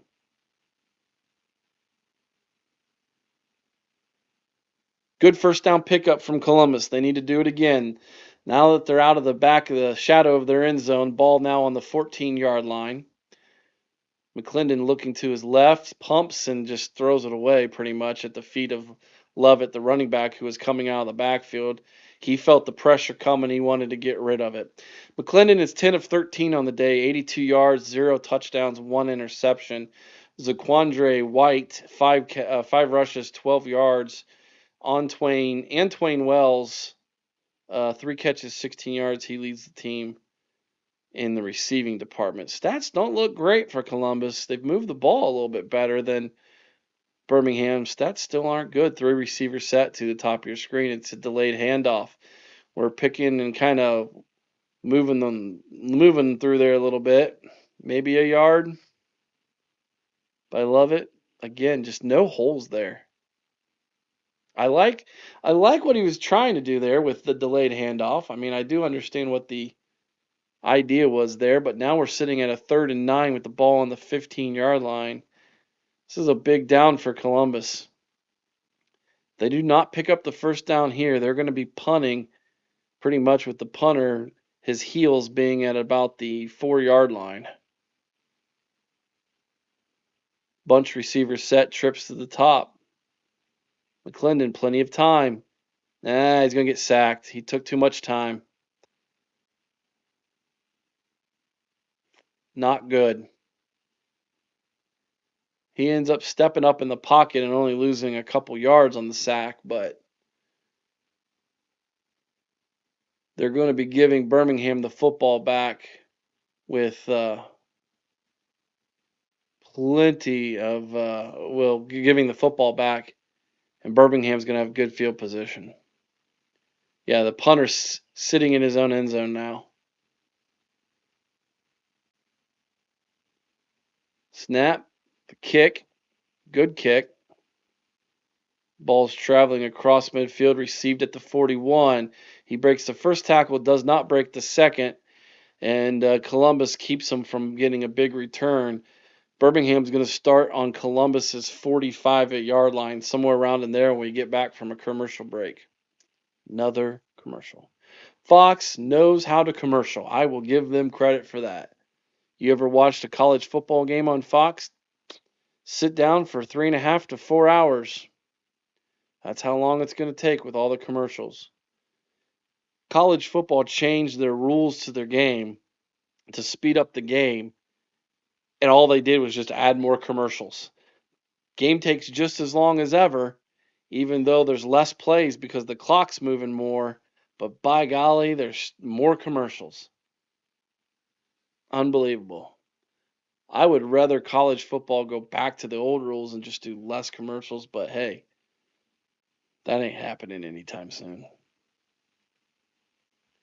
Maybe if we go to streaming, it would happen. Maybe there'd be less commercials on streaming. I doubt it. They would find ways to put commercials on streaming too, wouldn't they? I know they already do. Just saying.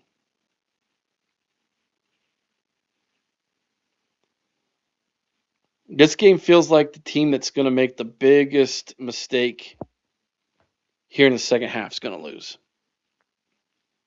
Someone slips and falls defensively,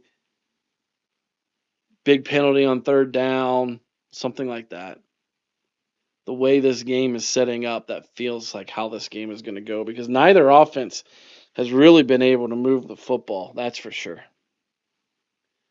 Just at different times in the game, it felt like things were moving in their direction, and then no das.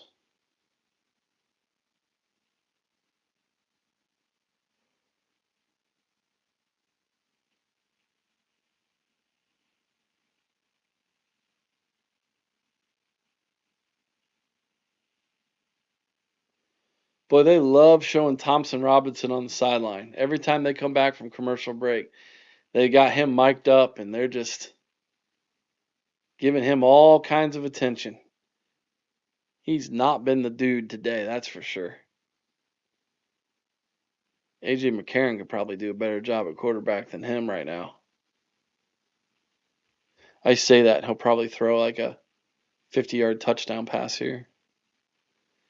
Dorian's stats today, 7 of 12, 69 yards, 1 interception, 2 carries, 9 yards. So Columbus has kept the wraps on him. 1st and 10, ball on the 46-yard line. They got to get 4 yards to the midfield, then they got to go for it on 4th. 4 receiver set again, throws to the top.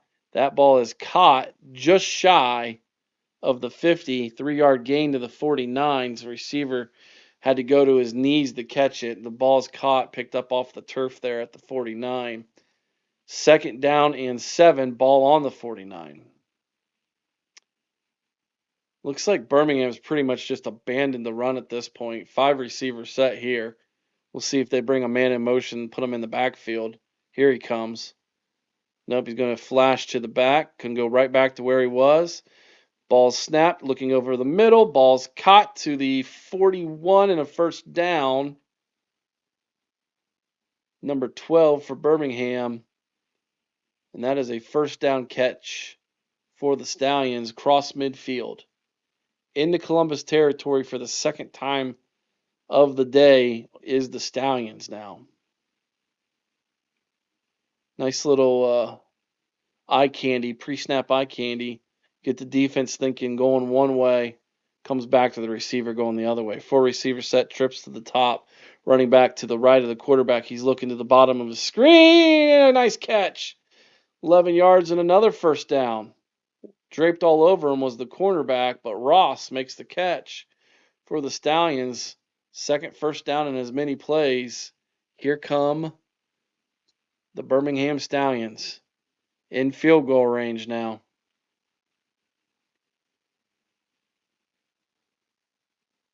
Jaden Mickens getting some love on the screen. 4 receiver set. Receiver goes in motion, goes back to the top. All pre-snap eye candy. A nice little RPO. Quarterback keeps it, gets back to the line of scrimmage before he's gobbled up by the linebacking crew there of the Aviators, setting up a 2nd down and 10.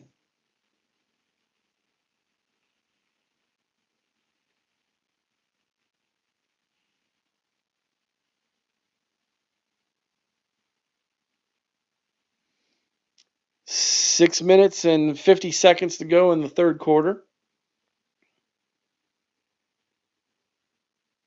Ball now on the 29-yard line. Fake handoff. He's looking deep. He's going to throw back across his body. Wide open in the end zone. Touchdown. How did you let the tight end get that open? I mean, he was wide open. Jordan Thomas. No one had him. A breakdown in the coverage. The quarterback, he rolls out to his right, stops, throws back against his body, and the big tight end Thomas was wide open. How did he get that open? He's over on the right-hand side of the line of scrimmage, and he's just going to go like he's blocking the left, and then he just releases and just starts running down the field. No one picks him up. No one saw him. Touchdown, Birmingham. He had 4 seconds before he threw that ball. Man alive. Well, I just got done saying it. This game feels like someone's going to make a big mistake.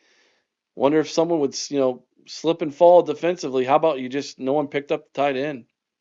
Extra point, snaps down, and good. Birmingham. Birmingham is back in the lead, ladies and gentlemen, or got the lead for the first time this game.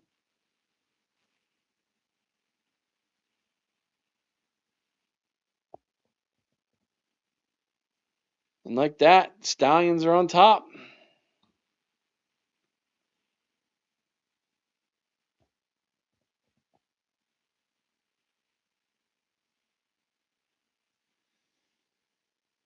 Columbus played really good defensively this entire game up to that point. Big mistake. I should have kept my mouth shut and not said anything, huh? Spoke it into existence. Unfortunately, it happened against the Aviators.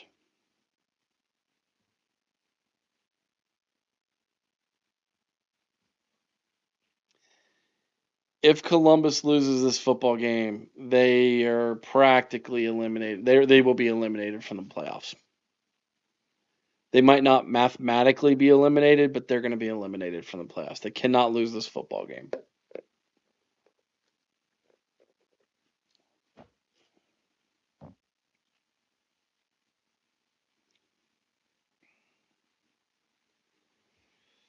They're feeling it now. Hello, pressure. Hello, darkness, my old friend. I've come to watch the Aviators again. 6 people watching. You guys are like, what the heck? What is Boggs doing? Singing Simon and Garfunkel? That was tough. Tough play. Good play call. If that guy's covered up, he's going to either throw that football away or take a sack. But sneaks out of the backfield, acts like he's blocking, coming across the line, releases, goes deep, and that's 7-3. Troy says, "Come for the game, stay for the music." Yeah, and I don't think so. I don't think so.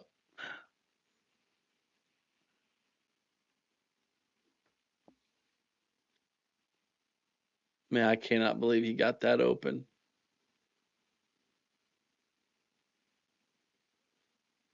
Oh, he's making crybaby. He's going like this to the Aviators bench. Ouch. What the heck? Dorian Thompson-Robinson talking some trash. He played a terrible football game up to that point. Terrible. All right, well, 6:35 to go in the third. Still plenty of time left in this football game.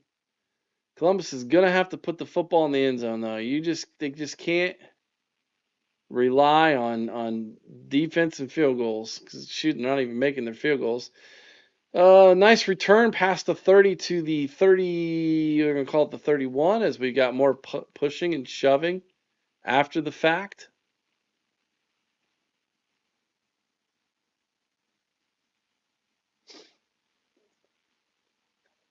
Aviators will take the football here. I want to hear what this guy says after that play.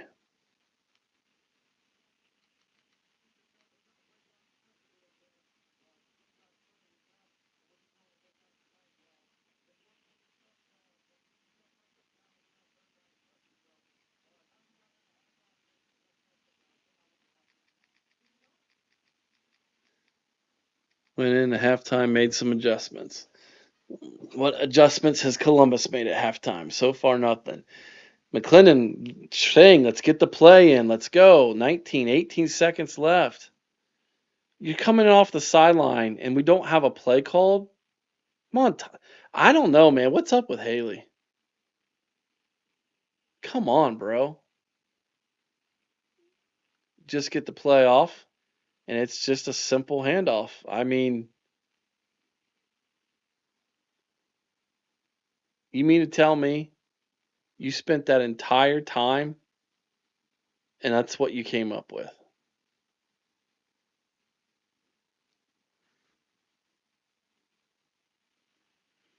It's just no creativity. We saw some flashes of it in the first half, some exotic looks, and now it's just the same old stuff. There's a loss, handoff, loss of 3 or 4. This is just bull crap. The offense is just Manila. It's so Manila. You look at like what Birmingham's doing, spreading you out. 4 receivers every single play, sometimes 5, putting men in motion before the snap, sending the quarterback out, rolling him out. I mean, they're doing so many things offensively. Columbus does the same things over and over and over again. Now we have a 4 receiver reset, trips to the bottom. And he about throws an interception as he gets crushed. This is frustrating. You're playing for your playoff lives, just pumping, double pumping, triple pumping. Is McClendon, I know he had experience coming into the season. And I know that, he had won one, I think it was he 4-2? He seems like he's a frustrated quarterback right now. He plays frustrated. Not calm in the pocket. His feet are too skittish. Here's a punt. Birmingham gets it out to about the 25. He's not comfortable in the pocket. And I understand why he's not. He doesn't have a lot of time to throw the football. The offensive line is breaking down consistently over and over and over again.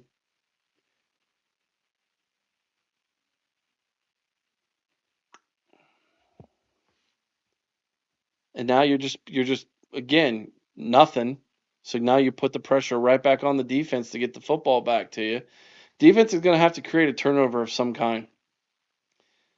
If Birmingham just continues to punt it deep and you sitting back in your own side of the 50, the way this offense struggles to move the football, Birmingham's going to win this football game. We're deep into the third quarter now. Birmingham has a chance to put this thing away. That's kind of how I feel. I know there's still time left, but the way this offense is played today, I don't see a comeback happening for the Aviators.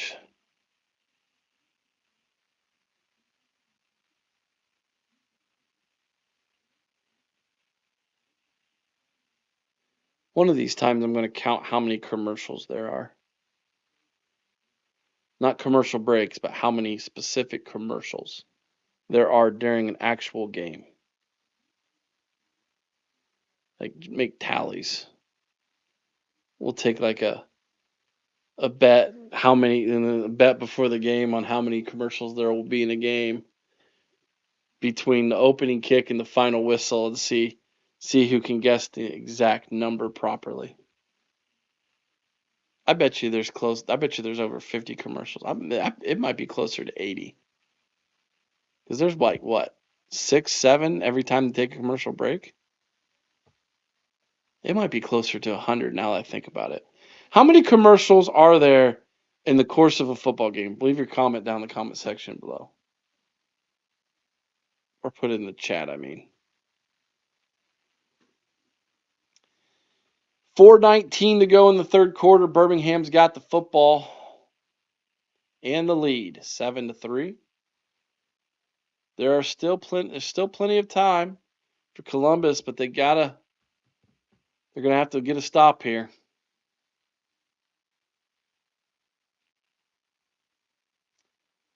Simone Odom, Noah Henderson's mother.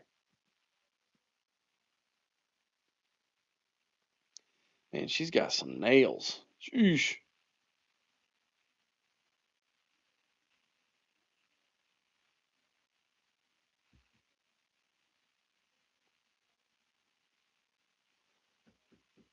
All right, here we go. Troy says 85 commercials in the course of a football game. That's ridiculous. Going deep. Double coverage. Overshot everybody. Birmingham was going for the kill shot right there, weren't they? Straight up going for the kill shot.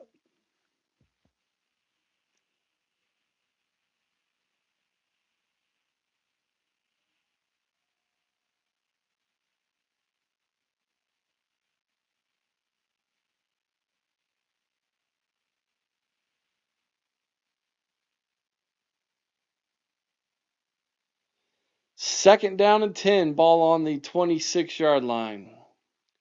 Man in motion. Full receiver set again. Oh, pump faking. He's falling backwards. He's just going to throw this one away. He got lucky there. Almost got a sack off of him.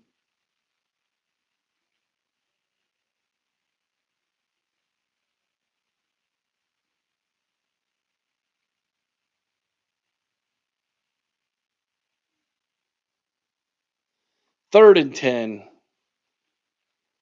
Columbus needs to get off the field here.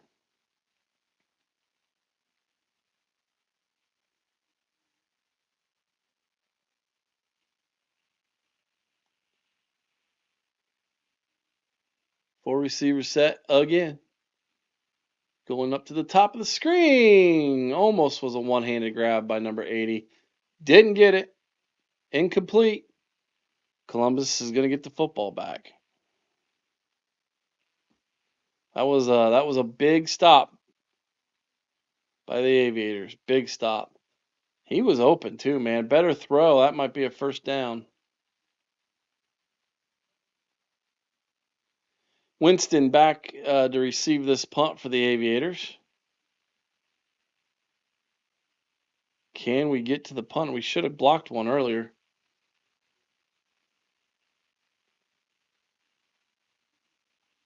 Snap. Kick. No, not bringing any pressure there. Winston, he's got to go backwards. He's pedaling backwards, falls down at the 4, gets up, gets back to the 10, 15, up to the 17-yard line.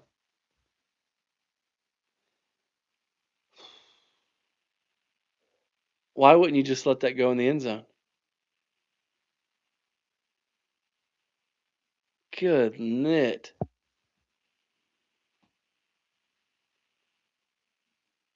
I don't know.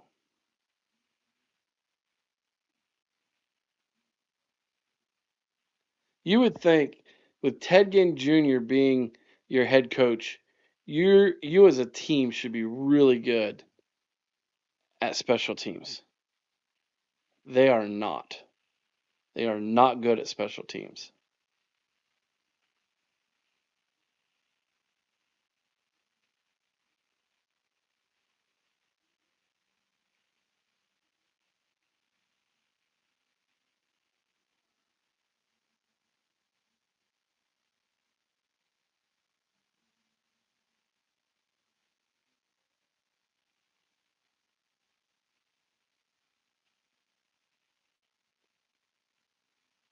USA wins World Cup.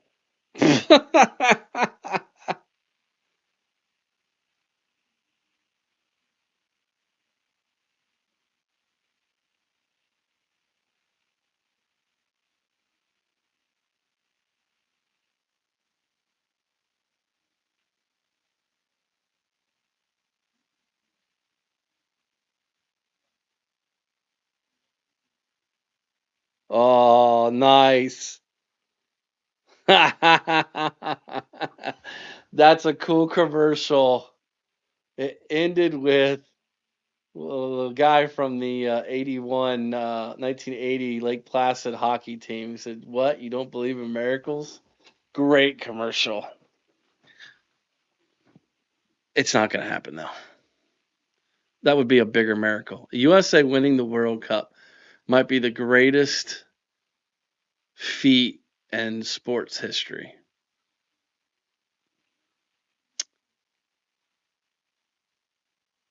I don't know much about soccer, but I know the USA is not good.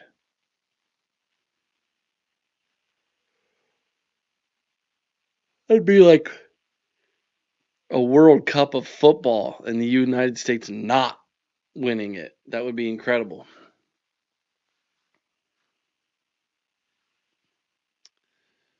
All right, here we go.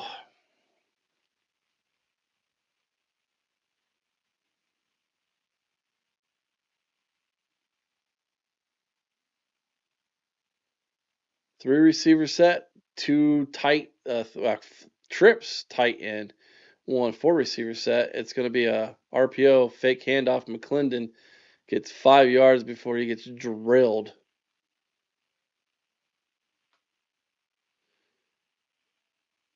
Five yards, 2nd and 5. Ball on the 21 now.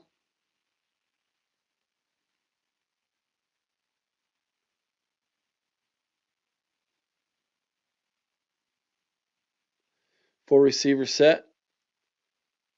Teua goes in motion. Now into the backfield with McClendon.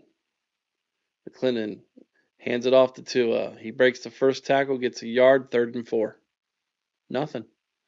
Everything is downhill by the Stallions. All downhill defensively.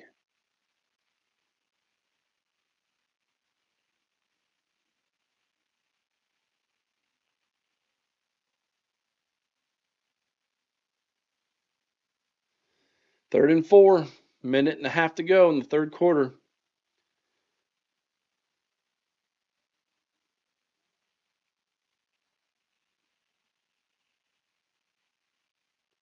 McClendon, time to throw the football. He finds White, who stood up, spins around and gets the first down. Wow. Okay, I see you. Zaquandre White, he was a yard shy. He stood up, spins out of it, and then gets that first down. McClendon, again, no one open. Martin was actually open.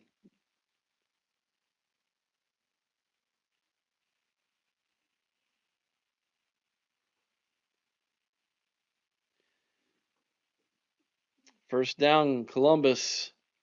Yeah, we're going to set up a screen to White. Nothing there. Oh, he's still on his feet. Yeah, give him 2. Making something out of nothing, I guess.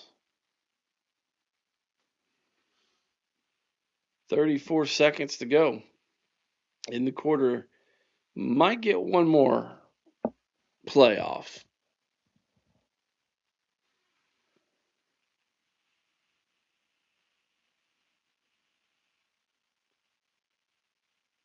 Yep. No, they don't have to. They're going to let the clock run out. We're going to take it to the fourth quarter, ladies and gentlemen. 3-second differential between the play clock and the quarter. Columbus is going to take this thing into the fourth quarter, trailing by 4.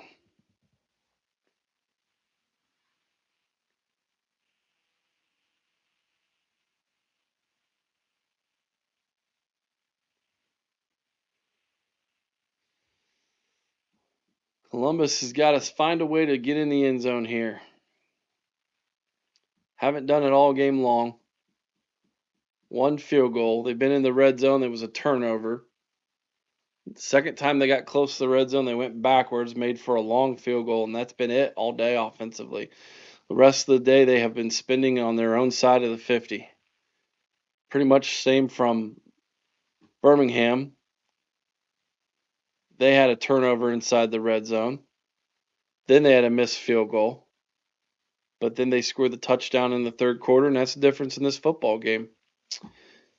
Statistically, right now, both teams have 126 yards of offense. That's it. That's not good. Columbus with 99, Birmingham with 123 passing on the ground, Columbus 47, Birmingham 34. Time of possession, Birmingham's coming back. 3-minute differential with 24 minutes from Columbus to 21 by the Stallions. Columbus scored first 9 minutes into the second quarter with a 48-yard field goal. Columbus with 6:44 left in the third quarter scored their touchdown to make it 6-3. Extra point by Carlson was good to make it 7-3, and that is where we stand at the end of the third quarter.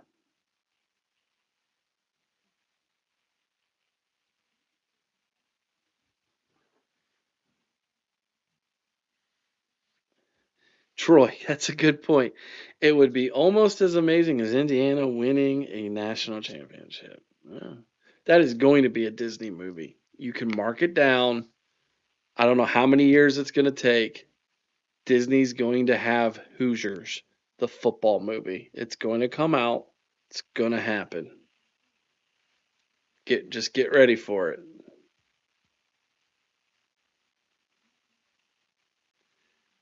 And then all these people are going to talk about Hoosiers, and they're going to be talking about the football movie, and all of us old fogies are going to be like, the original Hoosiers, the basketball movie, much better. But that's going to happen. What, 5-10 years down the road? The second Hoosiers movie. Maybe they'll call it like Improbable, or I don't know. Maybe the name of that movie will be Google Me. Google it. The movie. All right, here we go.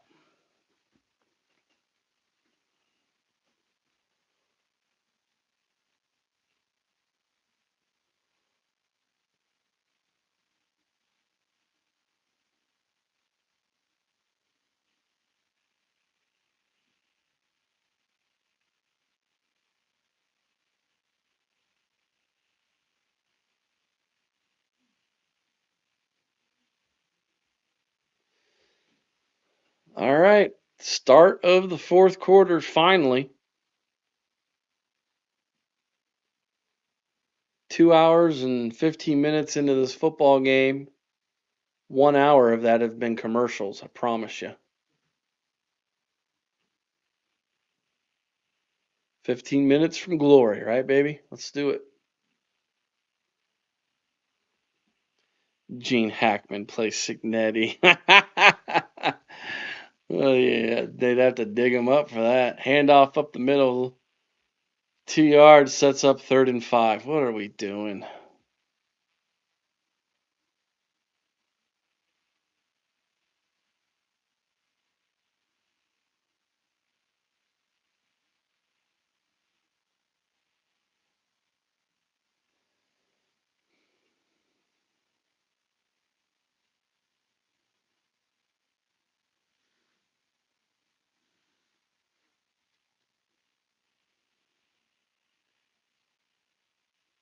Third and 5. Joel Klatz crapping on the offensive play calling. There we go. Chisholm fighting for first down yardage past the 45. There we go.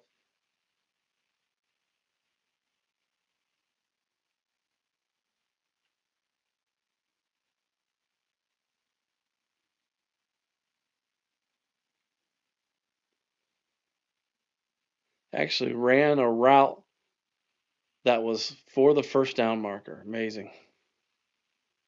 First down, Columbus. That was big.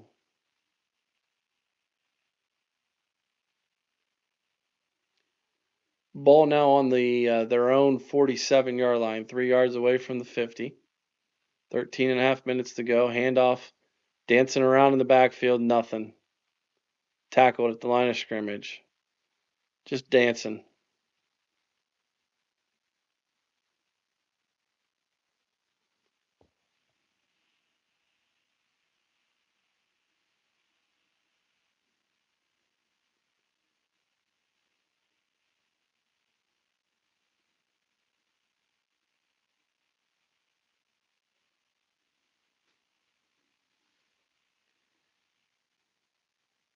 All right.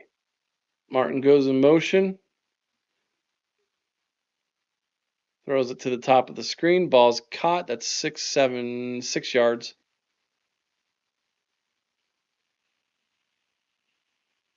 So now it'll be 3rd and 4. And since the ball went across midfield, it's 4 down territory. And now they're bringing McClendon off the field. And they're coming back in with the backup quarterback, Morton, to run the Wildcat here. He can throw the football. He's a little bit more of a running threat from the quarterback position. This is going to be an RPO. Oh, terrible play call. A shovel pass to the tight end.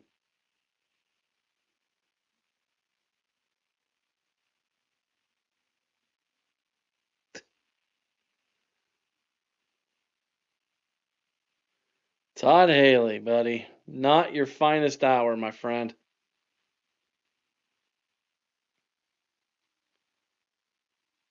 I can appreciate doing something different, but you're playing right into the strength of their defense.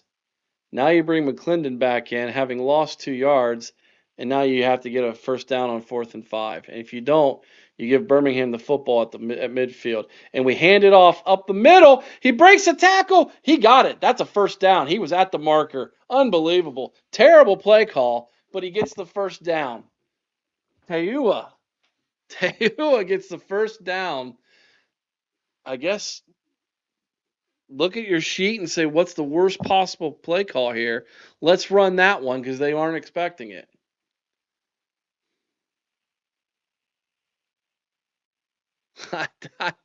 Oh, man. That was gutsy. I don't know if that was gutsy or just dumb luck, I guess. 1st and 10. 10 and a half to go. 4 receiver set, trips at the bottom in tight. McClendon under pressure, looking downfield, shuffles his feet, one-on-one coverage, throws it up, incomplete. Going back to Chisholm, had a height advantage there, throw it up for him. Would have rather he would have ran that football.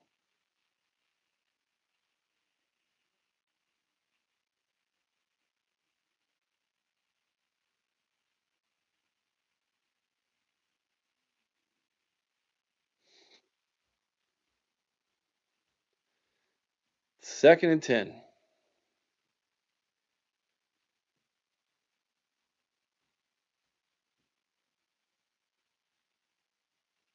White in the backfield. McClendon under center.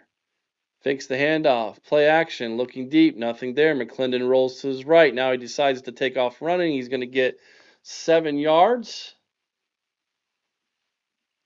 6, making it 3rd and 4. That's what he should have done on second down or on first down. Another 3rd down for the Aviators here. Flirting with disaster so far on this drive.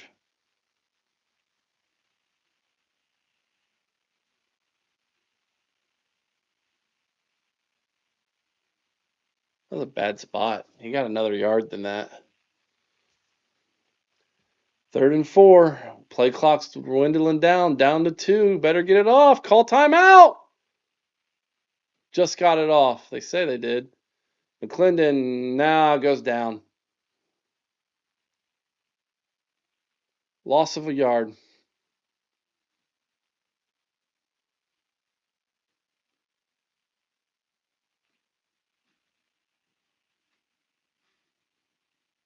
Teddy Ginn's bringing the kicker back in. It's another long field goal attempt.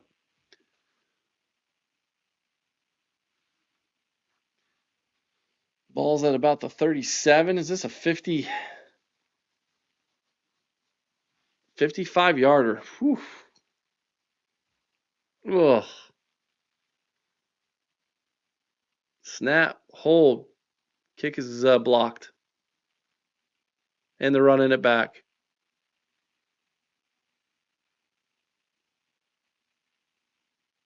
Touchdown. This team sucks.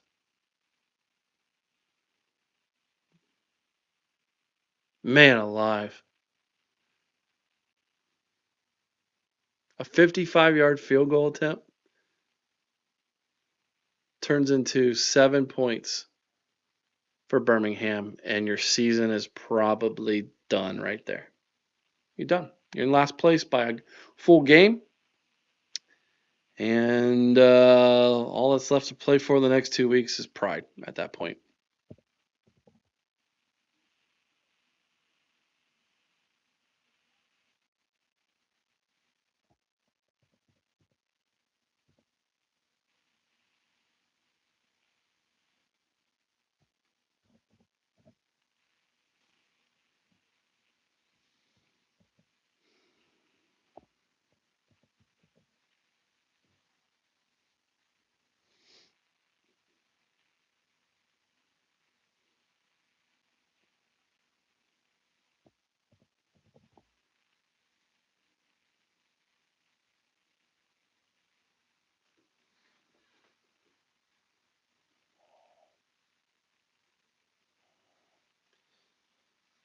Big plays. And I'm pretty sure the kicker just pulled a hammy. He's grabbed his hamstring while he was running. Well,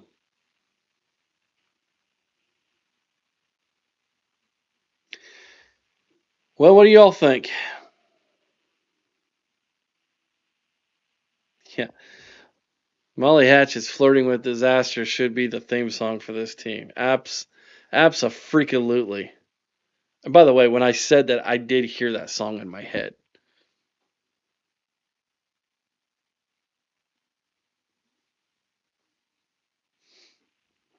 They're just always one play away from disaster. At some point, something happens and this team is just, it's almost like they're cursed.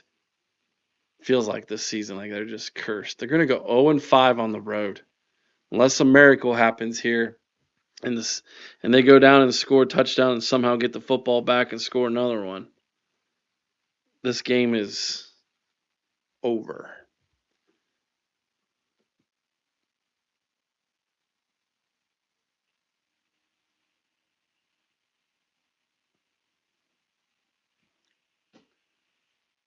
I'm going to Google the average number of commercials during a football game on Fox.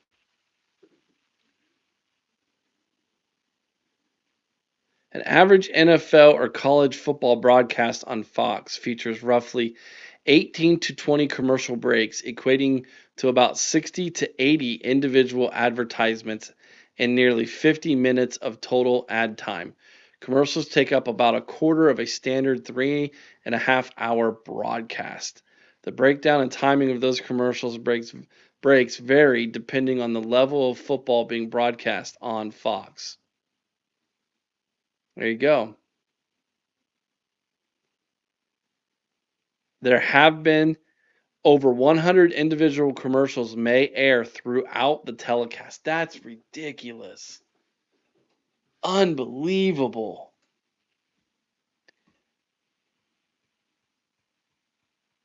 Is there any redeeming qualities for this team? Asked Troy.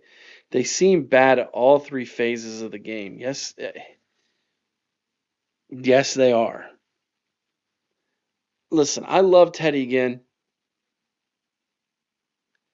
This was probably not the place for his first head coaching experience. Probably not. They should have went out and got a more experienced head coach. Again, I don't think it's the talent, as there's a good return by Columbus almost to midfield. The talent level's not bad. It's the execution. Um, they just continually make mental mistakes, penalties, bad time penalties, breakdowns on defense, turnovers on offense. I just don't think the coaching staff puts this team in situations to be successful. I mean, look at this. Total yards, Columbus 159, Birmingham 126, and you're losing 14-3? You're outgaining your opponent by 30 yards, 30 plus yards, and you're losing by 11 points? That's criminal. Incomplete on first down. Stops the clock.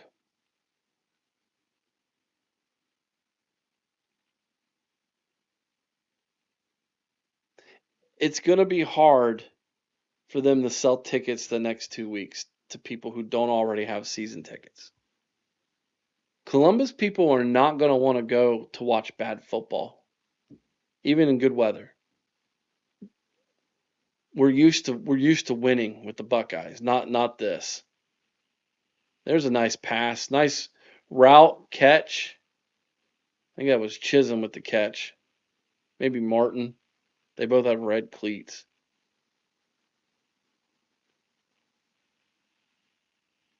Little crossing route. Hits him in stride.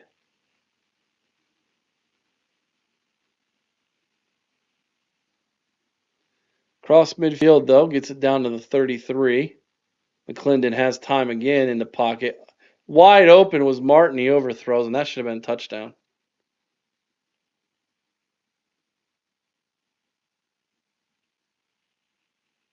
Martin was looking for a flag.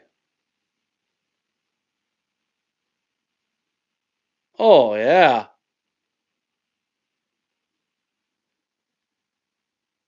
Martin falls down right there. That's a penalty, but because he didn't fall down, they missed it.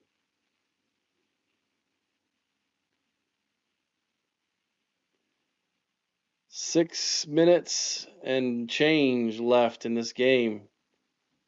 Pass over the middle of Martin. See, like, why weren't they doing this at the beginning of the game? Martin had 0 catches in the first half. He's the best player on your team, and now all of a sudden you're down 11, you start going to him.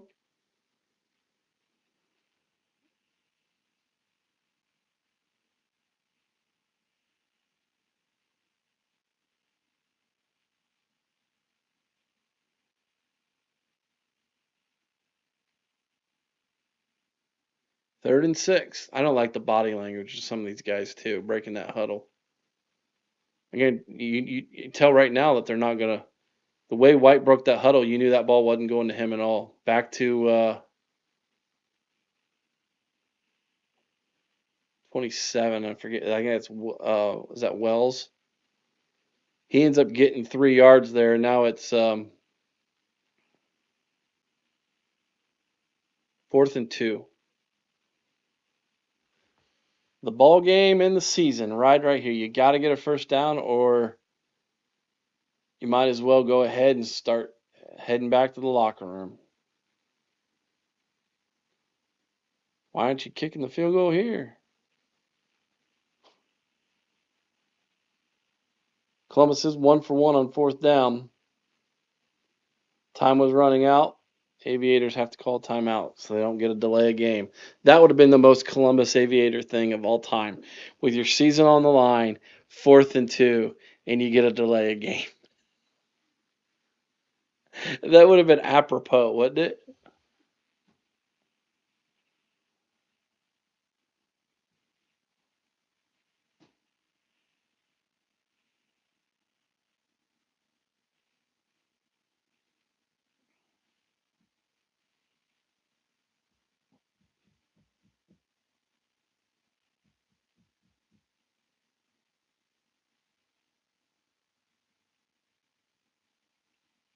Todd Haley, he doesn't even know what play to call. 4th and 2, he's looking at his play sheet and deciding what to call here. You mean to tell me you don't do your homework enough to get to this situation and know where to go?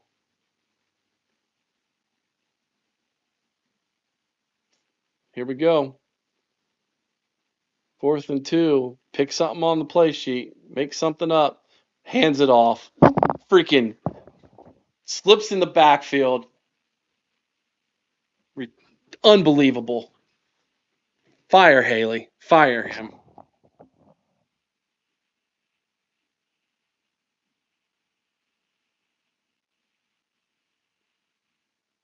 And White's just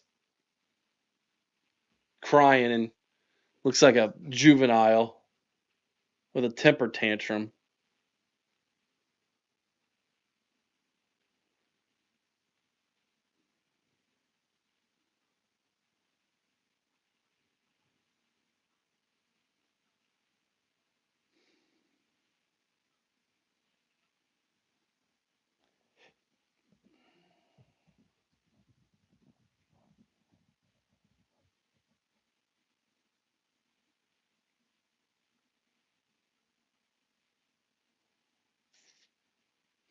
There you go.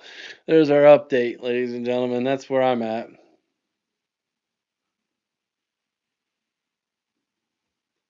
That was a sad play call. He had no idea what to call. 4th and 2, season on the line. You call timeout because the play's running down, and he's looking at his sheet and he's second guessing himself. You could hear the audio. Let's go. Let's go. Handoff run to the right. Yeah, that's a good idea. And you give it to White, who hasn't broken anything all game. Why don't you have Teua in there, who the last time you did on a 4th and 5, handed it off and he got 6 yards and a first down? Why don't you have Teua in the game for that?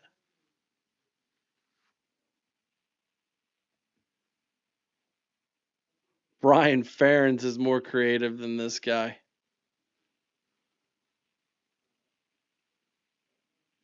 Wow.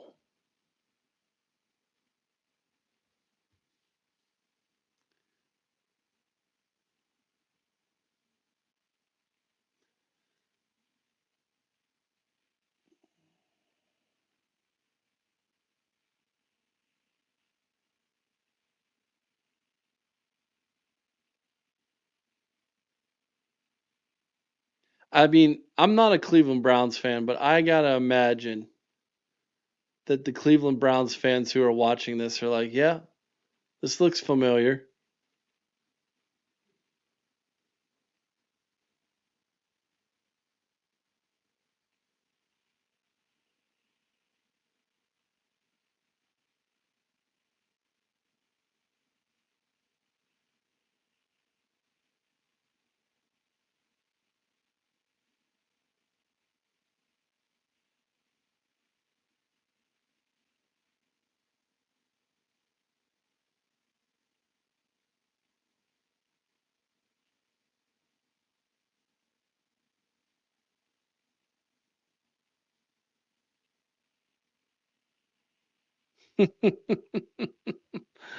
Oh,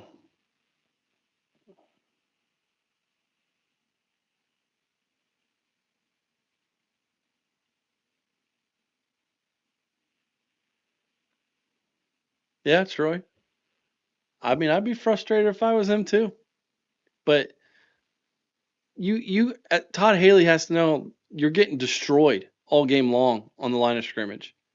Those tackles are absolutely eating up the center of your defensive line, and that's the play you go with. That's the one you call with your season on the line. That's Todd Haley's fault. It is. He sucked as a play caller this year, especially on the road. This team, like I've been talking all game, man for man, good as any team in the UFL. Outcoached every single week. Outcoached.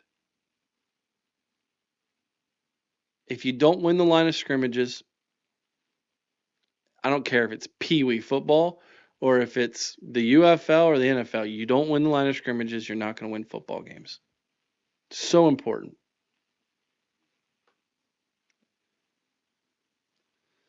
Clock's ticking. Clock is moving. 2nd and 7 for Birmingham. They could, I mean, at this point, just hand the football off, right? Make the clock move. Make Columbus call timeouts. They're breaking tackles. That might be a first down. That's close. Columbus, again, why aren't you up on the line of scrimmage? They're just sitting back in a 4-3 or a 4-2-5, one of the two. Base defense. He's half a yard short of a first down. It'll be 3rd and short. Columbus just sitting back.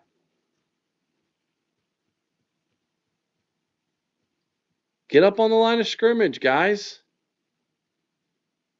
There we go. Hands it off. Dancing. First down. Got him by a yard.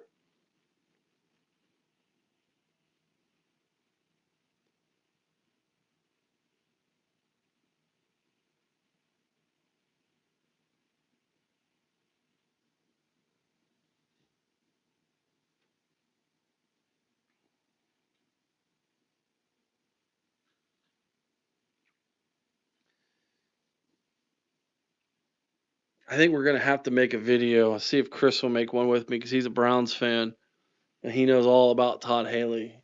I think it's time to kind of crap on Todd Haley on this YouTube channel. They get the ball off just in time before the play clock expires. 5 yards right up the middle. Again, they're just going to run the football, guys. They're sucking clock.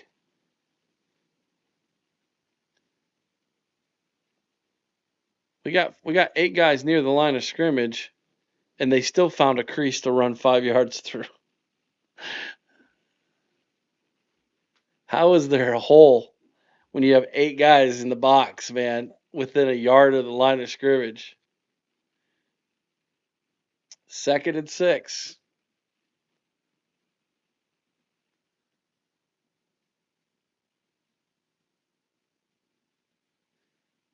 Oh, RPO gets a yard before he's gobbled up. 2.5 to go. Columbus clinging to 2 timeouts plus the 2-minute warning. This clock's going to stop with 2 minutes to go. Columbus is going to have 2 timeouts left. It's going to be a 3rd and 5 for Birmingham. They're 1 first down away from ending this football game. Nope, they're going to have to they're going to have to play it.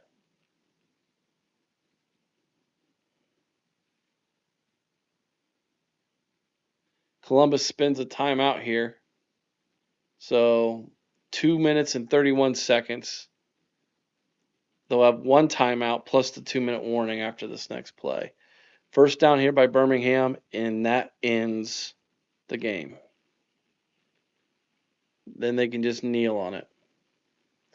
Birmingham's going to move to 4-4, and they are right in the thick of a playoff race. Columbus is going to fall to 2-6, eliminating them from the playoffs at this point. 4-6 is not going to get you in. You're done. I think mathematically they're still in it, but they would need everything to fall their way the next 2 weeks, and that's not going to happen. Plus, they have to play the same Birmingham team in Week 9 next week on Saturday, and then Louisville in Week 10.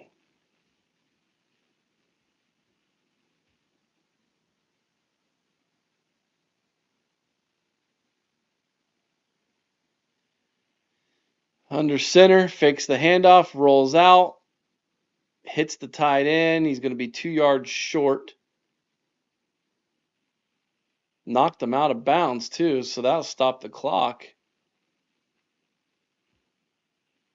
No, it will not, because they don't stop the clock. Clock will run to 2 minutes. Then it'll stop, unless Columbus calls a timeout. They are not calling a timeout. They're going to save it. So it'll be 2 minutes to go. After the 2-minute warning, 4th and 2. And Birmingham will have to punt the ball back to Columbus. So they're going to need a miracle. They're going to have to score a touchdown somehow and then get the ball back and score again. Do you believe in miracles? Columbus has been this was a frustrating game again. 6 of them this year. 6 losses. I'm counting this one an L. 6 losses, 6 super frustrating games. I want to say 4, if not 5 of those 6 losses, you can look at those games, and you could say to yourself, we probably were the better football team. Look at today. Columbus had outgained Birmingham offensively, and they're trailing by 11. Defensively, you give up 7 points on a trick play, basically, or where you allow the tight end to slip out of the backfield for a touchdown on you. The other touchdown came on a field goal block in return. But defensively, you only give up 7 points, and offensively, you've managed 3 points. 3 points. Vader, I hate Todd Haley. He was Steelers OC. He's terrible. He's unprepared. Unprepared. I don't know what he's making as the offensive coordinator for Columbus right now, but it's whatever they're paying him, way too much. They could be paying him in Roosters coupons for all I know. It's still too much.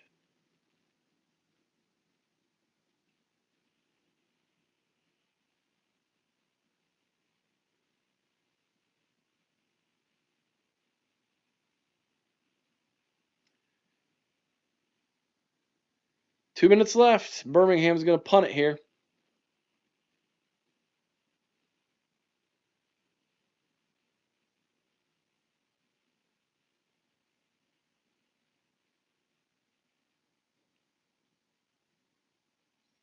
Going after this one.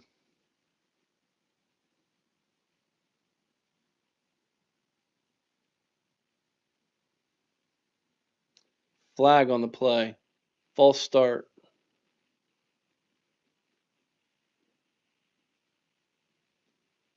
Back them up 5 and do it again.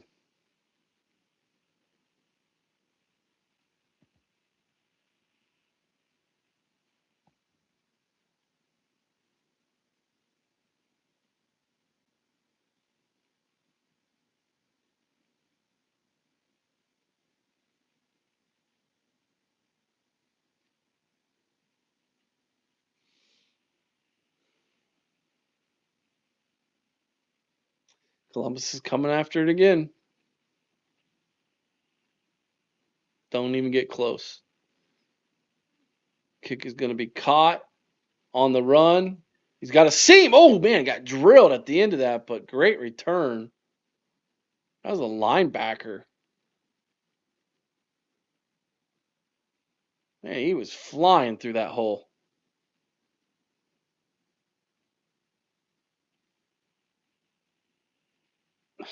he doesn't get hit there. He's gone.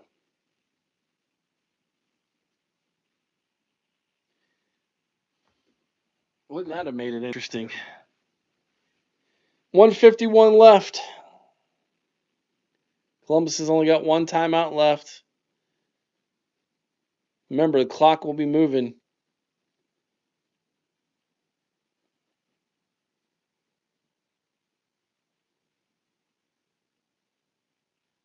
Ball knocked down at the line of scrimmage.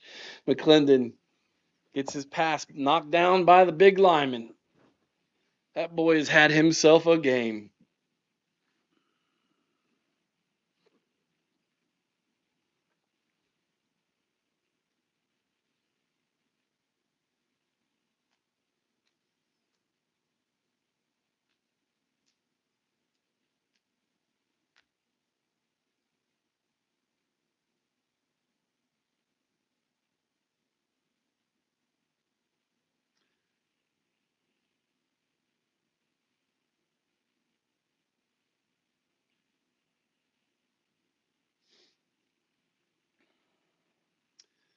Pass is caught on a slant over the middle for 3 yards. He's tackled. Clock's moving.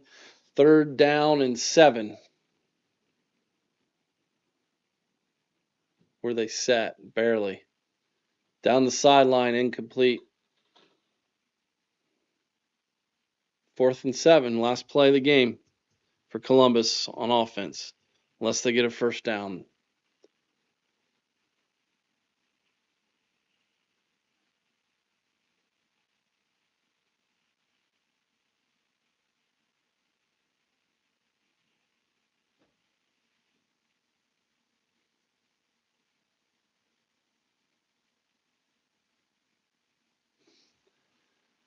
Here we go. First downer ball game, 4th and 7, ball on the 49-yard line.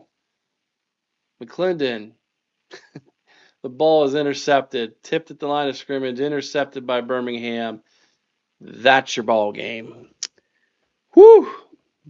I agree, Troy. This is just sad. It's sad football. It's embarrassing. It's embarrassing football. That's going to be it, guys. Columbus is going to lose 14-3. They're going to fall to 2-6 on the season.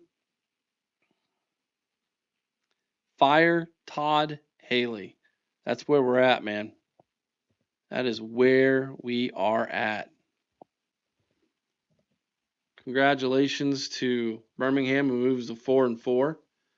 Columbus will host them next Saturday afternoon at historic Crew Stadium.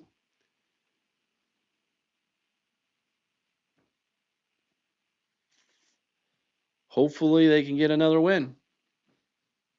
And that's coming from a Bears fan. Yeah. Ugly game. Ugly game. Have a good day, guys. We'll be back over on our Ohio State channel tonight, 8 o'clock. Got a great guest for you. Going to do a great interview tonight at 8 o'clock. We'll see you over there. Have a good rest of your night. Hopefully it'll be a better weekend for us next week, for us Aviator fans. Hopefully we can get back in the win column, because at this point, this team needs some good juice heading into the offseason. Good night, everybody.